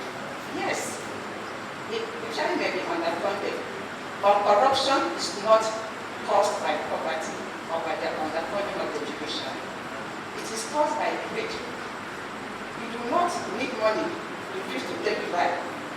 Judges do not need money to write short, clear, concise, and convincing judgments. Stop letting the dead pressure. Just fix the roof. Now we broke it. Who will fix it? We have to fix it. We cannot fix Nigeria from Eket, but we can fix Eket from Eket. So I propose the following as the NPA Eket Branch 26 declarations. Number one, no member of Eket Branch will ask for adjournment in 2027, except on medical or extreme emergency situation and with proof. We will report every demand for bribe by the court staff with names to the Chief Judge and to the NPA. We will offer pro bono services in criminal and fundamental human rights matters. We will boycott any court where the judicial officer is shown to have received bribe. We will provide efficient and effective representations to our clients at all times, both in the court and outside the court. And we will dress well for court and out of court. Conclusion. My lords, fellow colleagues, history is watching. 10 years from now, let us make Eket Branch where they change. Let us make sure that Eket Branch is where the change is going to begin from. All this effort will be another example of lawyers who talk plenty but fail the justice system. The people may not wait for us anymore. They may build their own justice systems, When they build their own system, guess who will be first on trial? It's us, the lawyers and the judges who have failed them. The thing is not a request, it is a warning. Be a change, because if you choose not to change, the people will change you. And believe me, their method of changing you may just not be this polite. Please don't clap for this paper. Act. Take action. Thank you very much.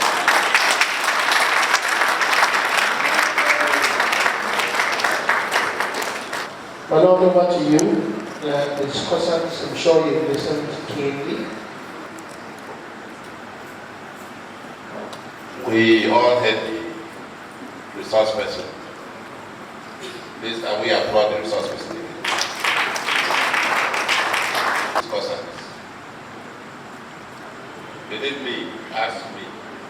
I would not want to leave it to the judiciary. I prefer, with all due respect to the paper presenter, than go by the topic that was sent to you. I don't know what was sent to you, but I see the legal profession in the program. Let us feel free to discuss our profession. It's our profession. How do we restore public confidence? Not only in the judiciary, at the bar, at the bench and bar. So let me start with the discussion of my right. Even I don't like this gender thing they are doing there. There should have been a balance. Next time when you see me, try and be close to a man. Yes, Heading Umana, Chief Magistrate, please. You have just 3 minutes. 3.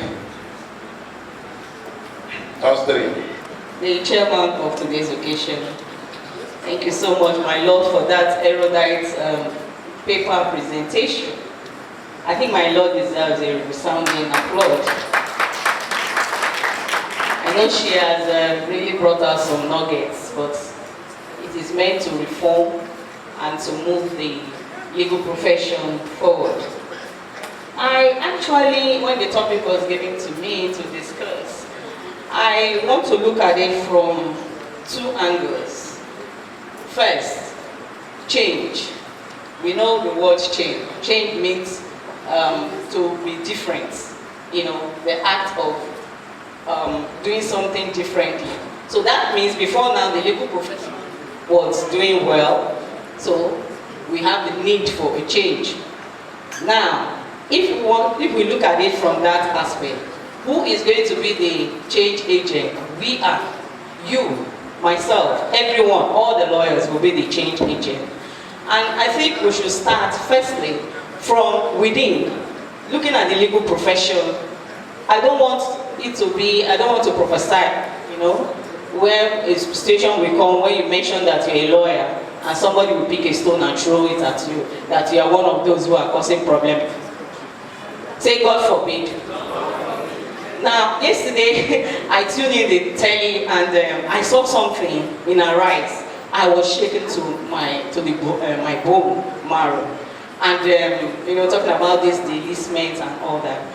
Unfortunately for me, my son, who is in the law school, called my attention and told me, Mom, what's going on? And in that presentation, they told us that some law students were in the Court of Appeal when this drama took.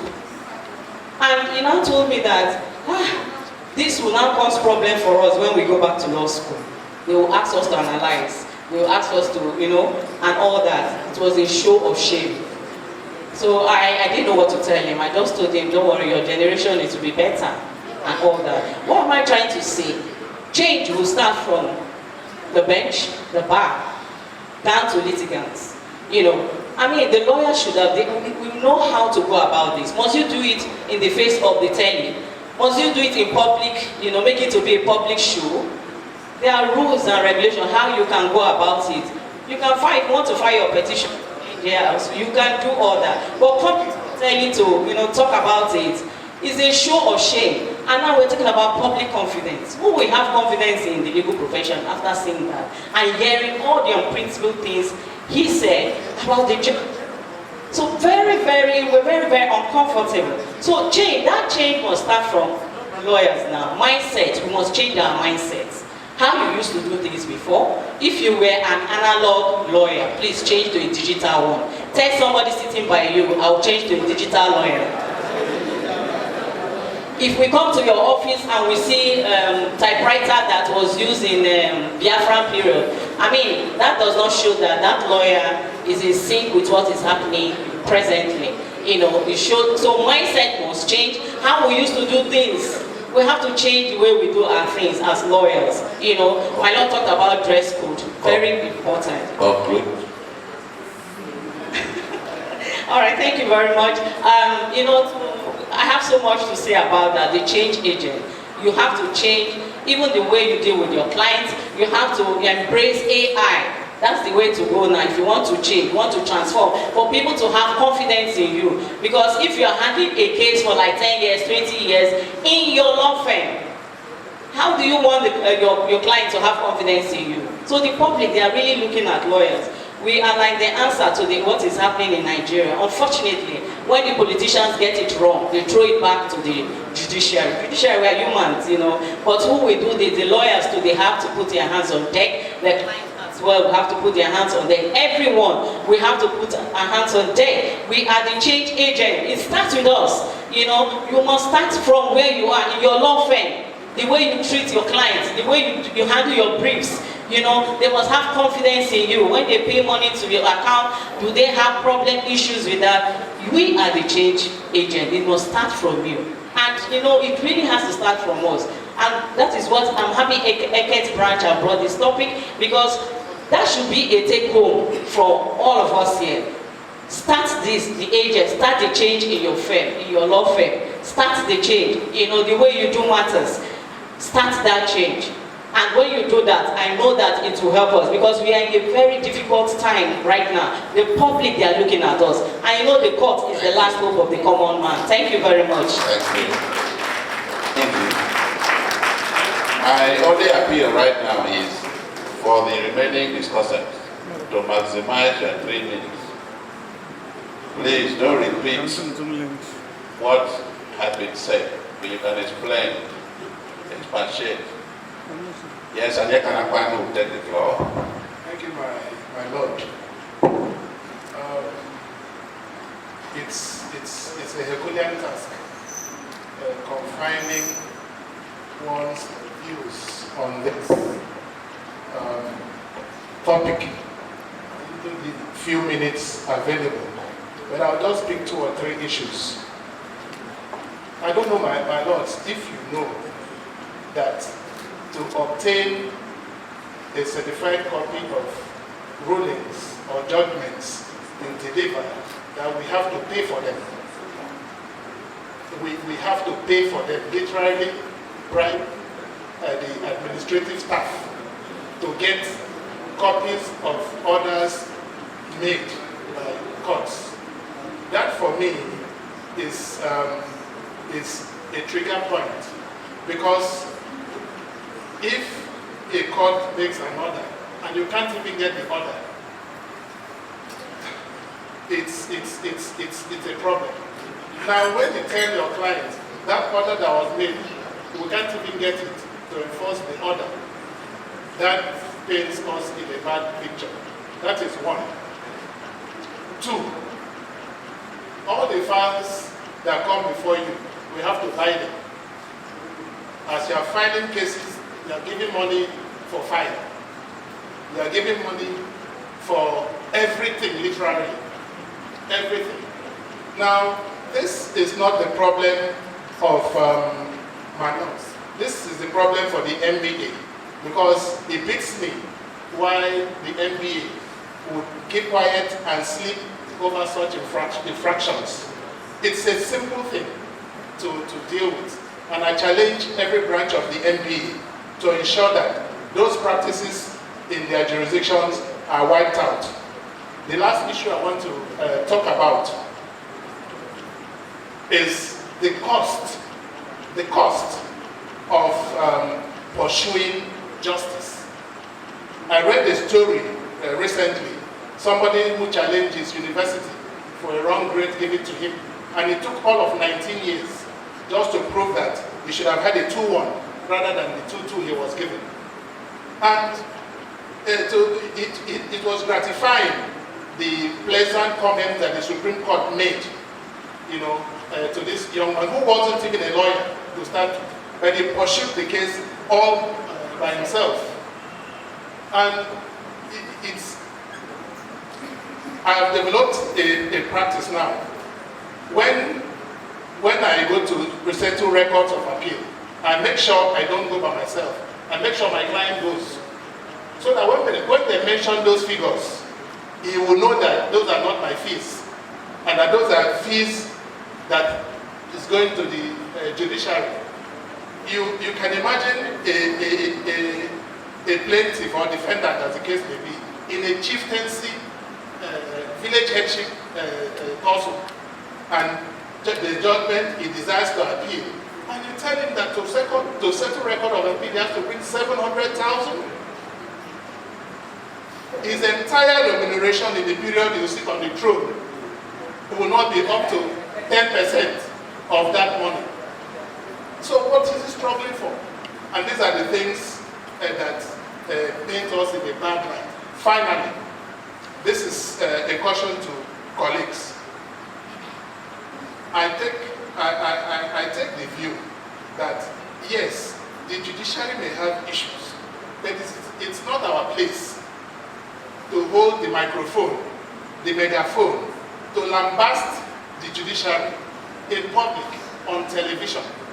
Just this morning on our way here, we had this discussion. I mean, if you are a lawyer and you are called to a television program, yes, so court gave an order you shouldn't have given. Your place is to say, well, the court may have erred. The court may have erred, and you have said everything you need to say. Not to start saying, that judge is fond of taking bribe, that judge. These are not things that edify the profession. These are not things that do justice to the legal system. You may not be on the bench, but this affects you one way or the other. So I believe, gentlemen, as we analyze these issues, let us be civil. Let us employ the language and dignity of law in analyzing these things. It's okay in an occasion like this, we're talking to ourselves. We can talk, but in public, it's advisable to temper our language and to use the language of the law. Thank you in very much. addressing these issues. Thank you so so much. Please back forward. Not honorable justice, and you can have one. Yes, you got the contender. Good afternoon. Good afternoon, everyone. My name is Dr. Rapu Ogunduka. Like my Lord said, I'm a contender. I'm running for the office of the General Secretary of the Nigerian Bar Association. And I just want to say that before I go on to make my comments. Now, I want to start by saying that the situation is very grim.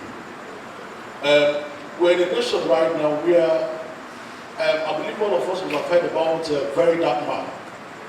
And the man that they call ordinary president in Abuja.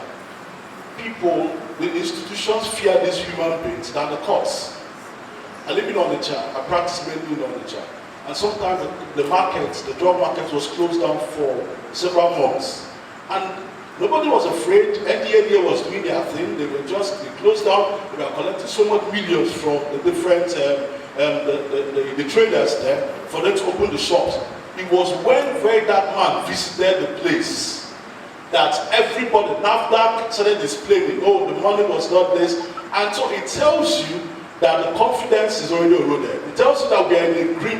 In fact, I tell you the truth, I schooled abroad and sometimes I regret coming back to Nigeria. Because what I see on ground now, if we continue the way we are going, in the next 10 years, I doubt if we have a legal profession that we can always rely on. Now, the first speakers have talked about a number of things. But the reality of the matter is every one of us have a role to play in this whole nonsense going on right now. I'll give one or two examples. Before, the judiciary was feared. Several years back, there was a time, I think it was in Abia State, a particular judge was removed, the CJ was removed, and the next in line went and was sworn in. And NJC went heavy on him. They even retired him. Now, I think it was in River State, something else happened. They were held. Nobody could do anything because they were afraid of NJC. What happened when Onogenan happened? Immediately the issue of Onoge happened, the next in line presented himself and said there should be no vacuum. And after that, Onoge was kicked out the way he was kicked out. And in fact, I remember that NDA at some point called for a boycott of the courts. Do you know what happened? Some sections said no, they won't go. Other people said we went tribal in the whole issue. And at the end of the whole day, Onoge was left to fight his battles. And at the end of the whole day, he eroded the confidence of the judiciary.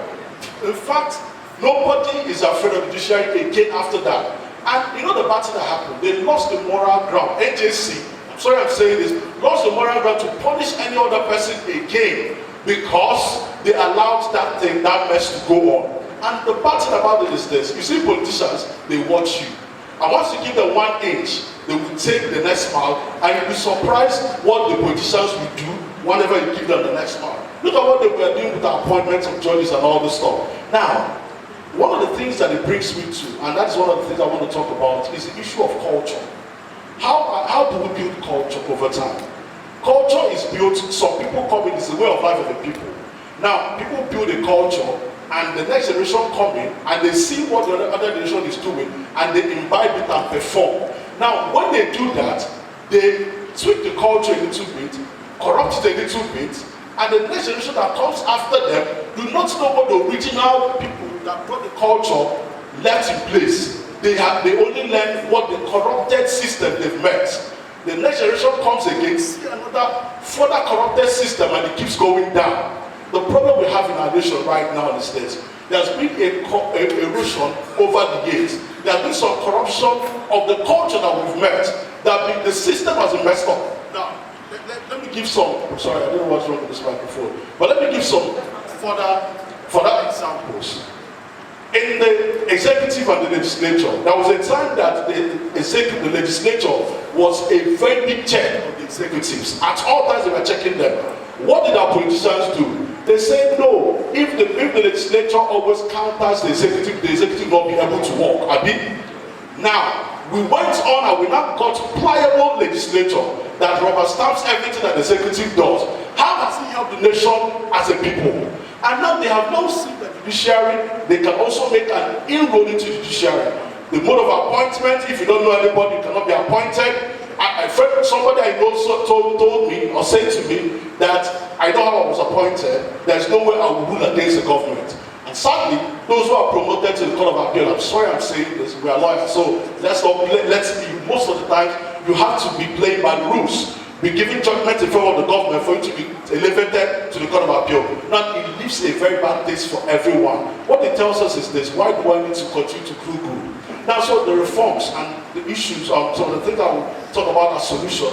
Number one is that your worship has said something about the change of mindset. So when we talk about culture, there must be a shift in the way we think. Nigerians, I was walking, like I said before, I used to live in Glasgow. And one day I was walking on the streets with a Nigerian, and I was complaining about Nigeria. And while we were walking, nobody, this human being told me, he told me as far as he's concerned, he's waiting for his own turn, so that he could also chop. Now it tells you the mindset of the typical Nigerian. And so until that mindset changes, let us stop deceiving ourselves, because we keep talking and nothing will change. And the reality of the matter is this: every person, the judge, the lawyer, the clerk, everybody has a role to play in the whole system. And so when our mind changes, the judge understands that as I'm interpreting this law, it is supposed to be for the welfare of the people and nothing else. And if the law is not for the welfare of the people, then there's no need for us to have those laws there. And so the change must start with the way we think, and everybody. One problem I have in law weeks is that we come to law weeks and we blame every other person. Okay, my Lord. So the problem we have in law weeks is that we come and blame every other person. My take on what I tell people is this: can we look inwards? The one that we're not doing it well, can we caution ourselves and tell ourselves, let our minds change? If the judge is doing well, the legislators are doing well, the executives are doing well, everybody will sit up.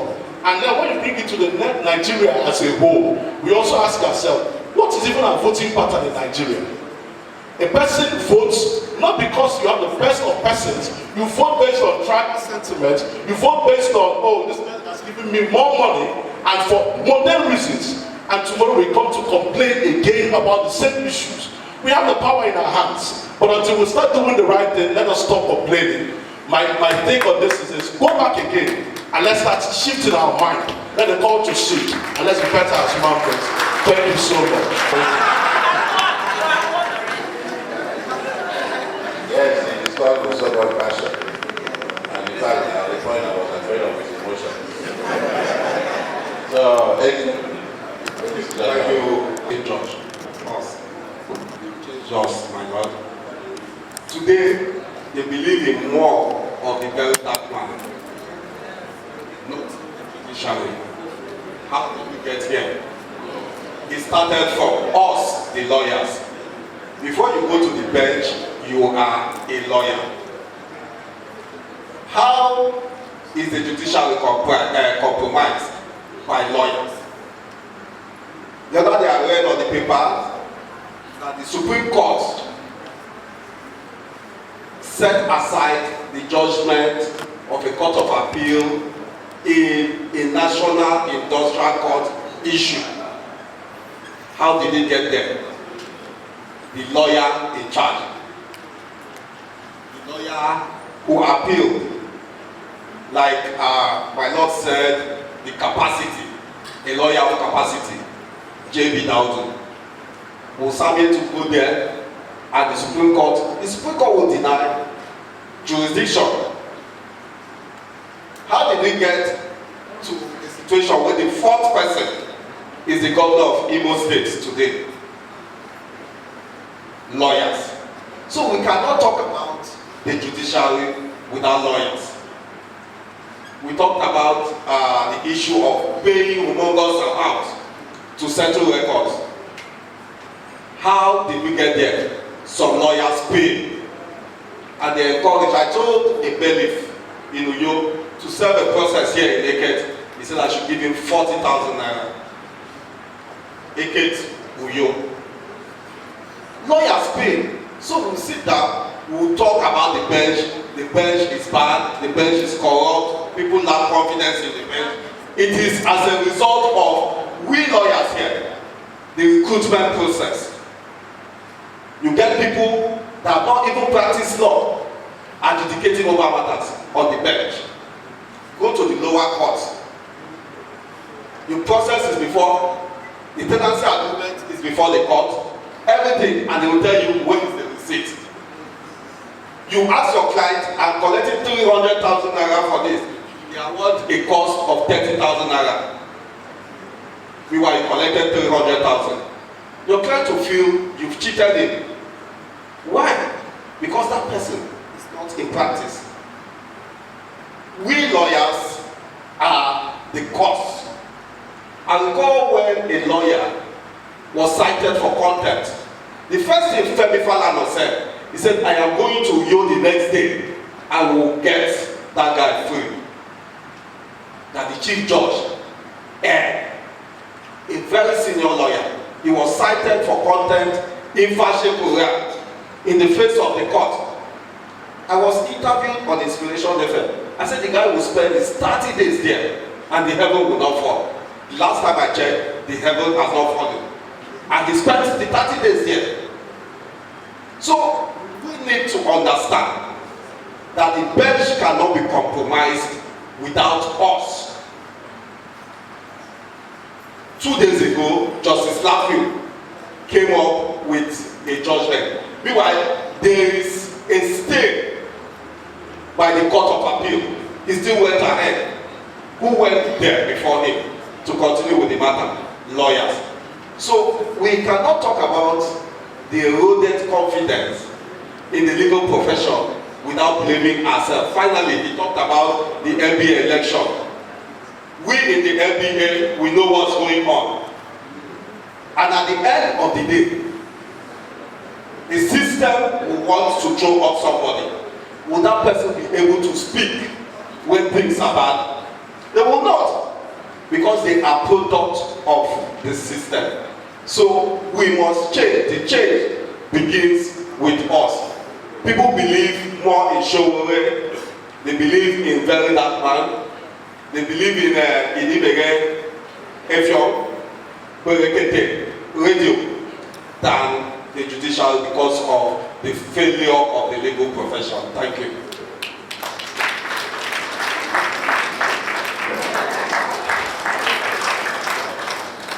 Yes, Matthew. Thank you very much, my Lord. First and foremost, I have to appreciate my able chairman and big brother for giving me this opportunity to be here again, the chairman of Eket branch. Thank you very much for inviting me once again to be here. And so many challenges have been listed and explained. Today, I want to be very practical about it. Yes. And I want to dissect it into three perspectives. And one of them is I want to make an appeal to the executive governor of Akwa Ibom State, heavily represented by our beloved mother here, the Solicitor General of Akwa Ibom State. Please, ma'am, take our message to the governor of Akwa Ibom State that the district court chairmen in Akwa Ibom State are suffering. Most of them have become pedestrians. They don't have, in one of those occasions, I've seen a district court chairman on the cycle. And this is the change we are talking about. Today we shouldn't be talking about the judiciary. If you check the topic, it is very liberal to encompass other segments of the legal sphere. The district court chairmen are also suffering. Our courts are dilapidated and should be represented. And that is my very humble appeal to the governor of Akwa Ibom State. I have had a call sometime in 2023 and 2024 to write extensively against the suffering of district court chairmen and magistrates in Akwa Ibom State. And I tell you the truth, most of them, they reach out to me and said, son, you have done greatly in that regard. So, if you look at the other bench, they tend to be more remunerated than those other ones. And until they are elevated, these challenges will persist. So, in that regard, I am grateful that I've been able to communicate my mind in that field. Now, the second part of it that I want to be very, very practical, because this one concerns us, is the part of remuneration. Remuneration order has come to stay. And by the special grace of God, I have seen lawyers that want to near permanently self-inflicted poverty, which shouldn't be the case. That is to say, you see a lawyer paying 10% to the NPA and eventually splitting the money into two when the money is given to him. No, we are talking about a change. You are not just a lawyer by virtue of Section 2 of the Legal Practitioners Act, Section 24, Section 8 of the Legal Practitioners Act. We also have the enormous role that is vested and has been bestowed on us by RPC, Rules of Professional Conduct. So we shouldn't just read those rules for reading's sake. If you check Rule 1, Rule 14, 15, within the bounds of the law, competence, dedication, and your relationship with a fellow lawyer. So imagine a situation that the remuneration order has come to stay, and yet some lawyers, let me also inform us. I am a byproduct of the grace of God and a byproduct of that remuneration order. I was told in 2019, barely 6 years old, but as it stands by the special grace of God, I have been able to handle some of the very complicated sphere of the legal, precisely in litigation. Because of it boils down to how you carry yourself, the integrity which should be part and parcel of the legal profession, and that includes making sure that you are properly remunerated. So, in that regard, I've been able to inform you about the remuneration aspect of it. Now, let me also bring this one because it concerns my constituency, and that is the young lawyers. 1 minute more. Thank you very much, my Lord. The young lawyers, you have to improve yourselves.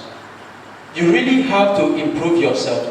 When the speaker was educating us, she made mention of making use of the artificial intelligence, technology, and the rest of them. How many of you have been able to see a publication from the Legal Digest? Have you seen a publication from the Legal Digest? The legal authorities for the past 5 years, and it is because of that particular platform that God has been faithful to me. So you have to embrace technology, you have to embrace artificial intelligence. There is one important part of the MBS Constitution, precisely Section 8 and 9 of the MBS Constitution. The intention was to integrate young lawyers into the main sphere of MBS politics and so that they can ride on the wisdom and intelligence of the elders too. And by the special grace of God, I think this is the very first time in the history of MBA that the youngest, a true young lawyer has been able to vie for an elective office. And that person comes from Akwa Ibom State in the person of Meti Mondokwe. So I also believe that that change that we are talking about must also start within from you. That does not mean that you as a young lawyer, you should aspire. Initially, in time past, about people of 15 years post-law, 20 years post-law used to vie for this particular office. But the MBA Constitution says at least 5 years post-law. Assistant Publicity Secretary or the Office of the Assistant General Secretary.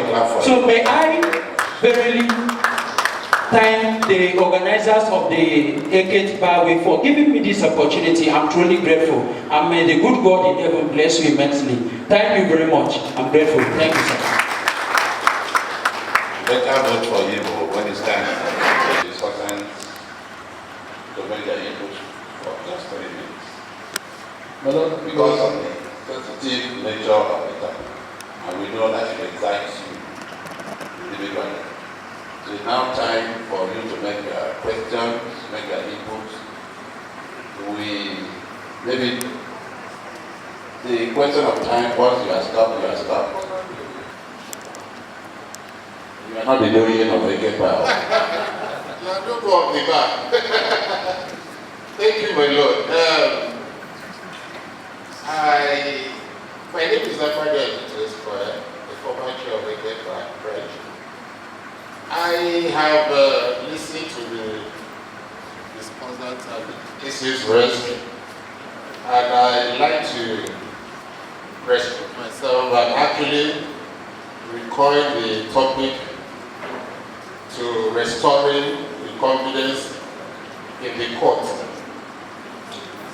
In Nigeria today, we have come to see that the courts have actually become the problem of the society. In fact, some judges in Nigeria today have been branded as judges of particular concern. And unfortunately, and I pray that it does not come into our Bible judiciary. Now, people are blaming lawyers for going to court. People are saying lawyers ought not to have gone to court. The reason we have the court and we have judges presiding is to call people to order. When you come before the heir, you are called to that order, whether you are a lawyer or not. Now, in a situation where in the society today, what decides the fate of a defendant in a criminal matter is who is the complainant. If the complainant, for instance, is the President of the Federal Republic of Nigeria, you are in trouble. El-Rufai in my mind, or if the governor of the state is the complainant in a matter, you are in trouble.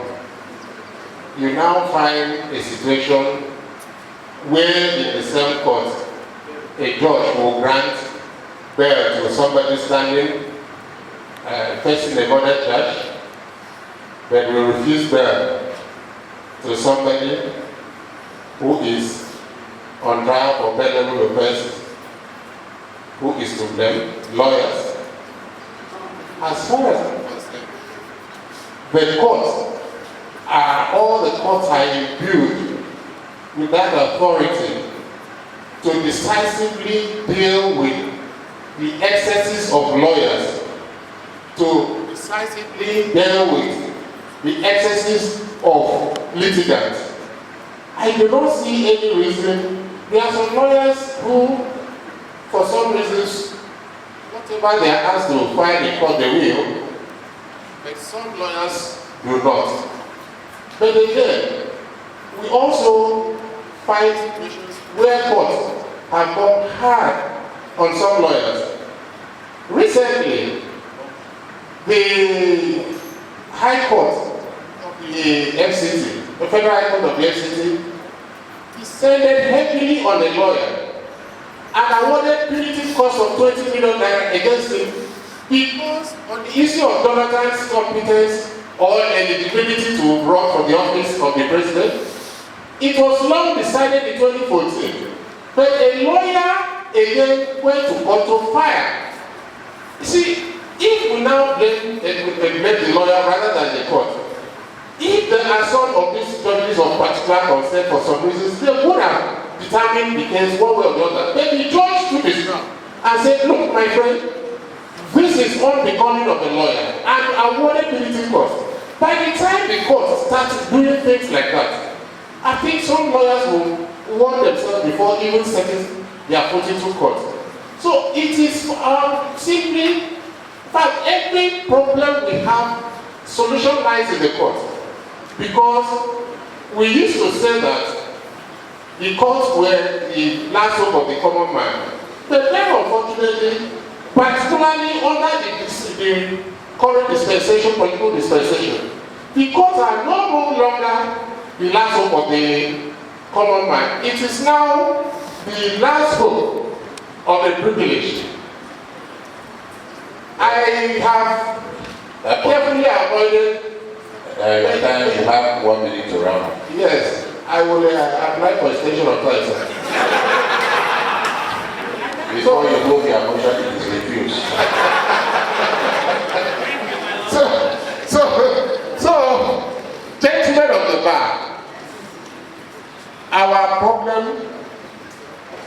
simply is this. There are some matters we ought not to even venture filing. And also, for the court, for the judiciary, please, let the old days of Justice Udodoma, Justice Okuta, Justice Kayode should return to our country. We pray this in Jesus' name. Eket Branch, don't forget that man. When he was the chairman of Eket local government council, he supported the bar in Eket very significantly. I don't forget that. So let's clap for him. Thank you very much. I like that. I remember before I go into detail of what I want. You have 2 minutes, please.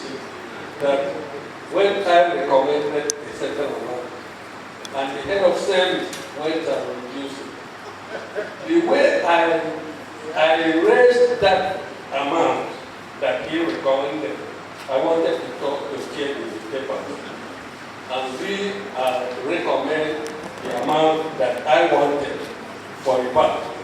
Yes, because I said I came from that constituency, and the money that I recommended should not be reduced by any means. Thank you very much. Mr. Chairman, sir, I want to say something, and I want to appeal to the judges. I want to appeal to the judges to help the lawyers.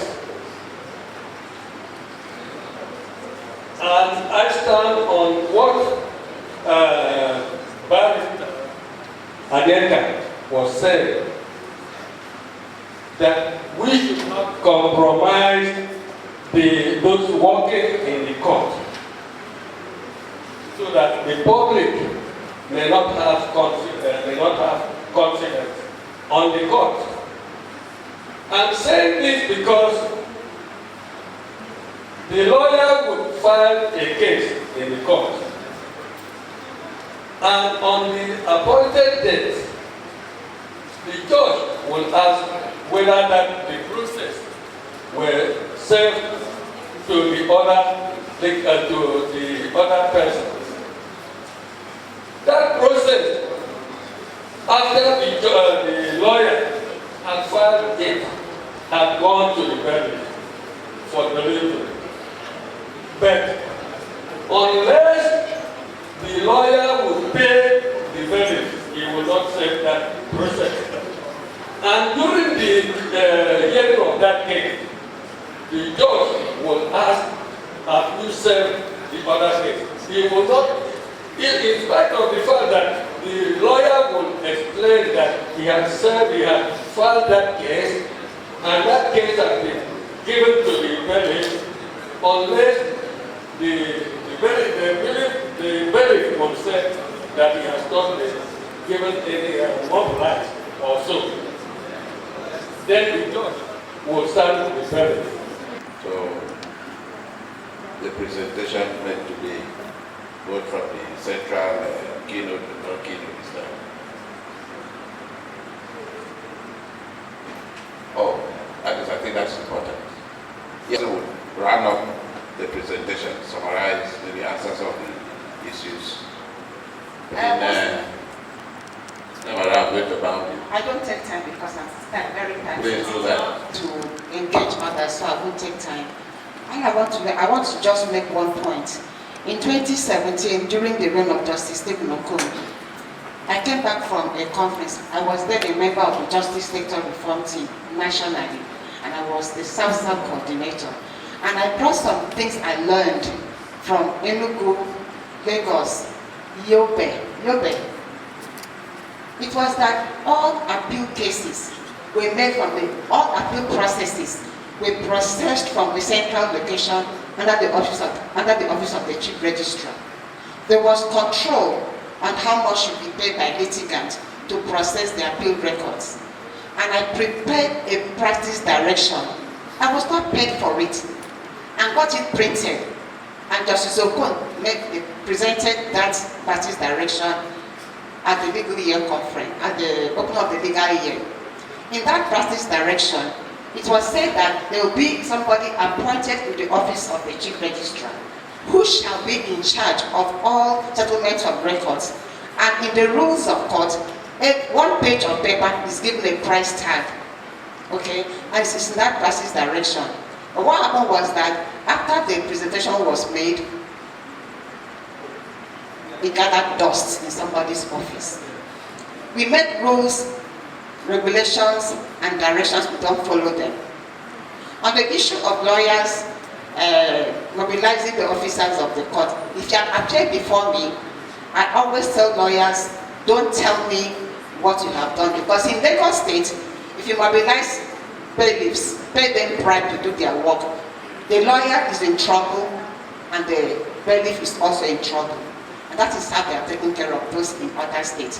What we need in our Bible state is to have a focused leadership, the bar, the bench, everywhere, so that we know where we are going to. Right now, we are not going anywhere, because things are happening that should not be happening, and we ought to be quiet about it. My paper was very encompassing. I said everything but in very few words, because I'm a judge. I can only say what I have said. If I was having a judges conference, I might have come to this place with a particular focus and manner of presentation. But I'm aware that I'm at the table, I'm on the bench. I can only say the much I said in my paper.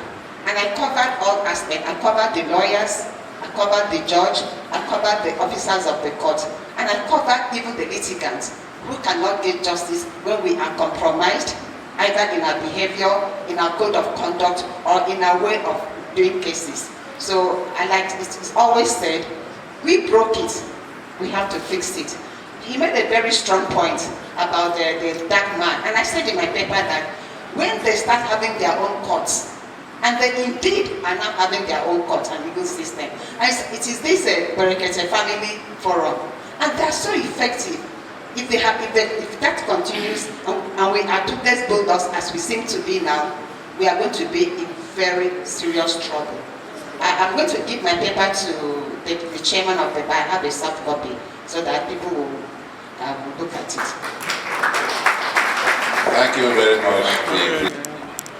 I will not fail to point out two things from the discussions. Publicity is returning public confidence in the profession. Believe you me, if you read during your own law reports, you see names of some lawyers. You knew most of the lawyers through the cases. Through the cases, and you can identify who is a good lawyer and who is not a good lawyer. Through the cases, you can also know the judges, the reputation of the judges, who is a good judge and who is an erudite judge or who is not an erudite judge. You didn't need to go through to the papers, the television. I don't know what journalists are doing to the legal profession. They are not helping us. And we must stress this message. You see senior advocates of Nigeria, Iteshi Esquire, Iteshi San, you are here. They are not helping the profession. You don't discuss your matter on radio, on television. You don't win cases on radio, in the papers and all that. You are not helping anybody. When you castigate a judgment of a court or a particular judge, when the system itself can regulate the system, all of us are subject to rules and regulations. Two, I want to point out, and that is to the lawyers now. There is no point in a court. Have that at the back of your mind. There's no point blaming any court or judge as a lawyer. Especially for those of us in Akwa Ibom, where before trial courts, their decisions are subject to appeals. I always tell people who come before me, look, I am a judge today because I used to appeal. I will just watch you and you do your own. Conclude. I file my appeal papers. By the time I get the judgment, the whole world will know whether you are a good judge or not a good judge. People never disrespected judges. They never discussed as such, except those very few who were compromised. Luckily in Akwa Ibom, if you ask most judges now, they will tell you that we are having issues with the profession. Most practitioners that come here come hardly prepared. They come hardly prepared. They ask for adjustments every now and then. Ask if they cross-examine. That's the problem. You see, you really need to do some stock taking yourself. You know, it's an in-house thing. It's not sufficient for you to put the blame on the next person. Please, all of us owe ourselves a duty to restore confidence, not only in the bar, confidence also in the bed. It is very sad if members of the public would also discuss lawyers. You don't know this one, that they discuss you.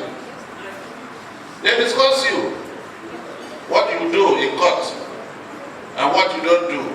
The lawyers that are good, exemplary, the ones that are not good. It's a shame that you are in the profession and you don't behave like one. You are not seen as one. You are not growing as you should grow. There is an element of expectation in what we are discussing. We want things to be better for the judiciary, for the legal profession, and I pray that we will use this session and bar week to go back and effect desired changes in areas we need to change. I want to thank the chairman of the occasion who stayed back. His Excellency, I'm sorry, I should have started with you, for staying back. Our judges who stayed back, Attorney General who stayed back, all of us that stayed back. We have come to the end of this session, but God bless all of us. Amen.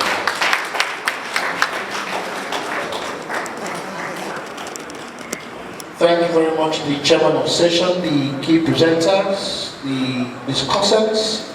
It's been a wonderful session, and I'm sure we have been very enriched with the presentation and the discussions. Please, I would like to appeal that the chairman of session, the key presenter, and the discussant should please pose for a group photograph, after which we shall invite, please, the key presenter, my lord, please join for a group photograph. After that, we shall respectfully invite His Excellency, the Governor, the Chairman of the occasion represented by Honorable Justice Eket and my Lord Honorable Justice Joy Wana, to please also join to take a group photograph with His Excellency.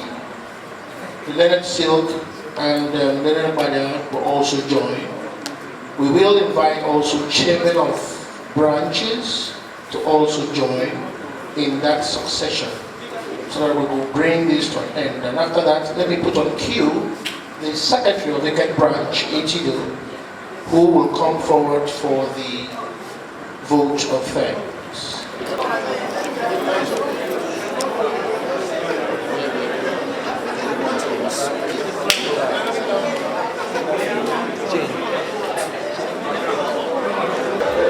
And inspire them to also become Leonard Silks.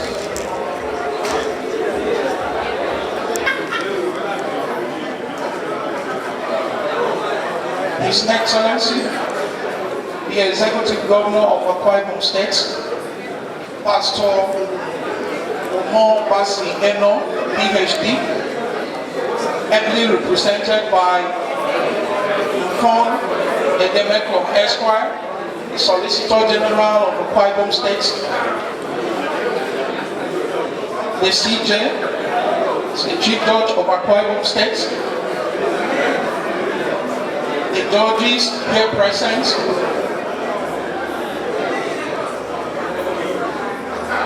the magistrates, the chairman of the branches of the MPA in the states,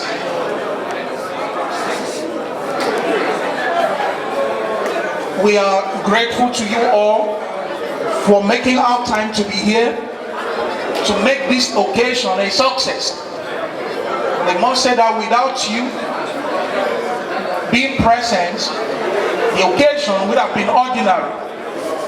And so we appreciate you all. We cannot thank you enough. We can only attempt to say thank you for making our time to grace this occasion. We will not forget to say to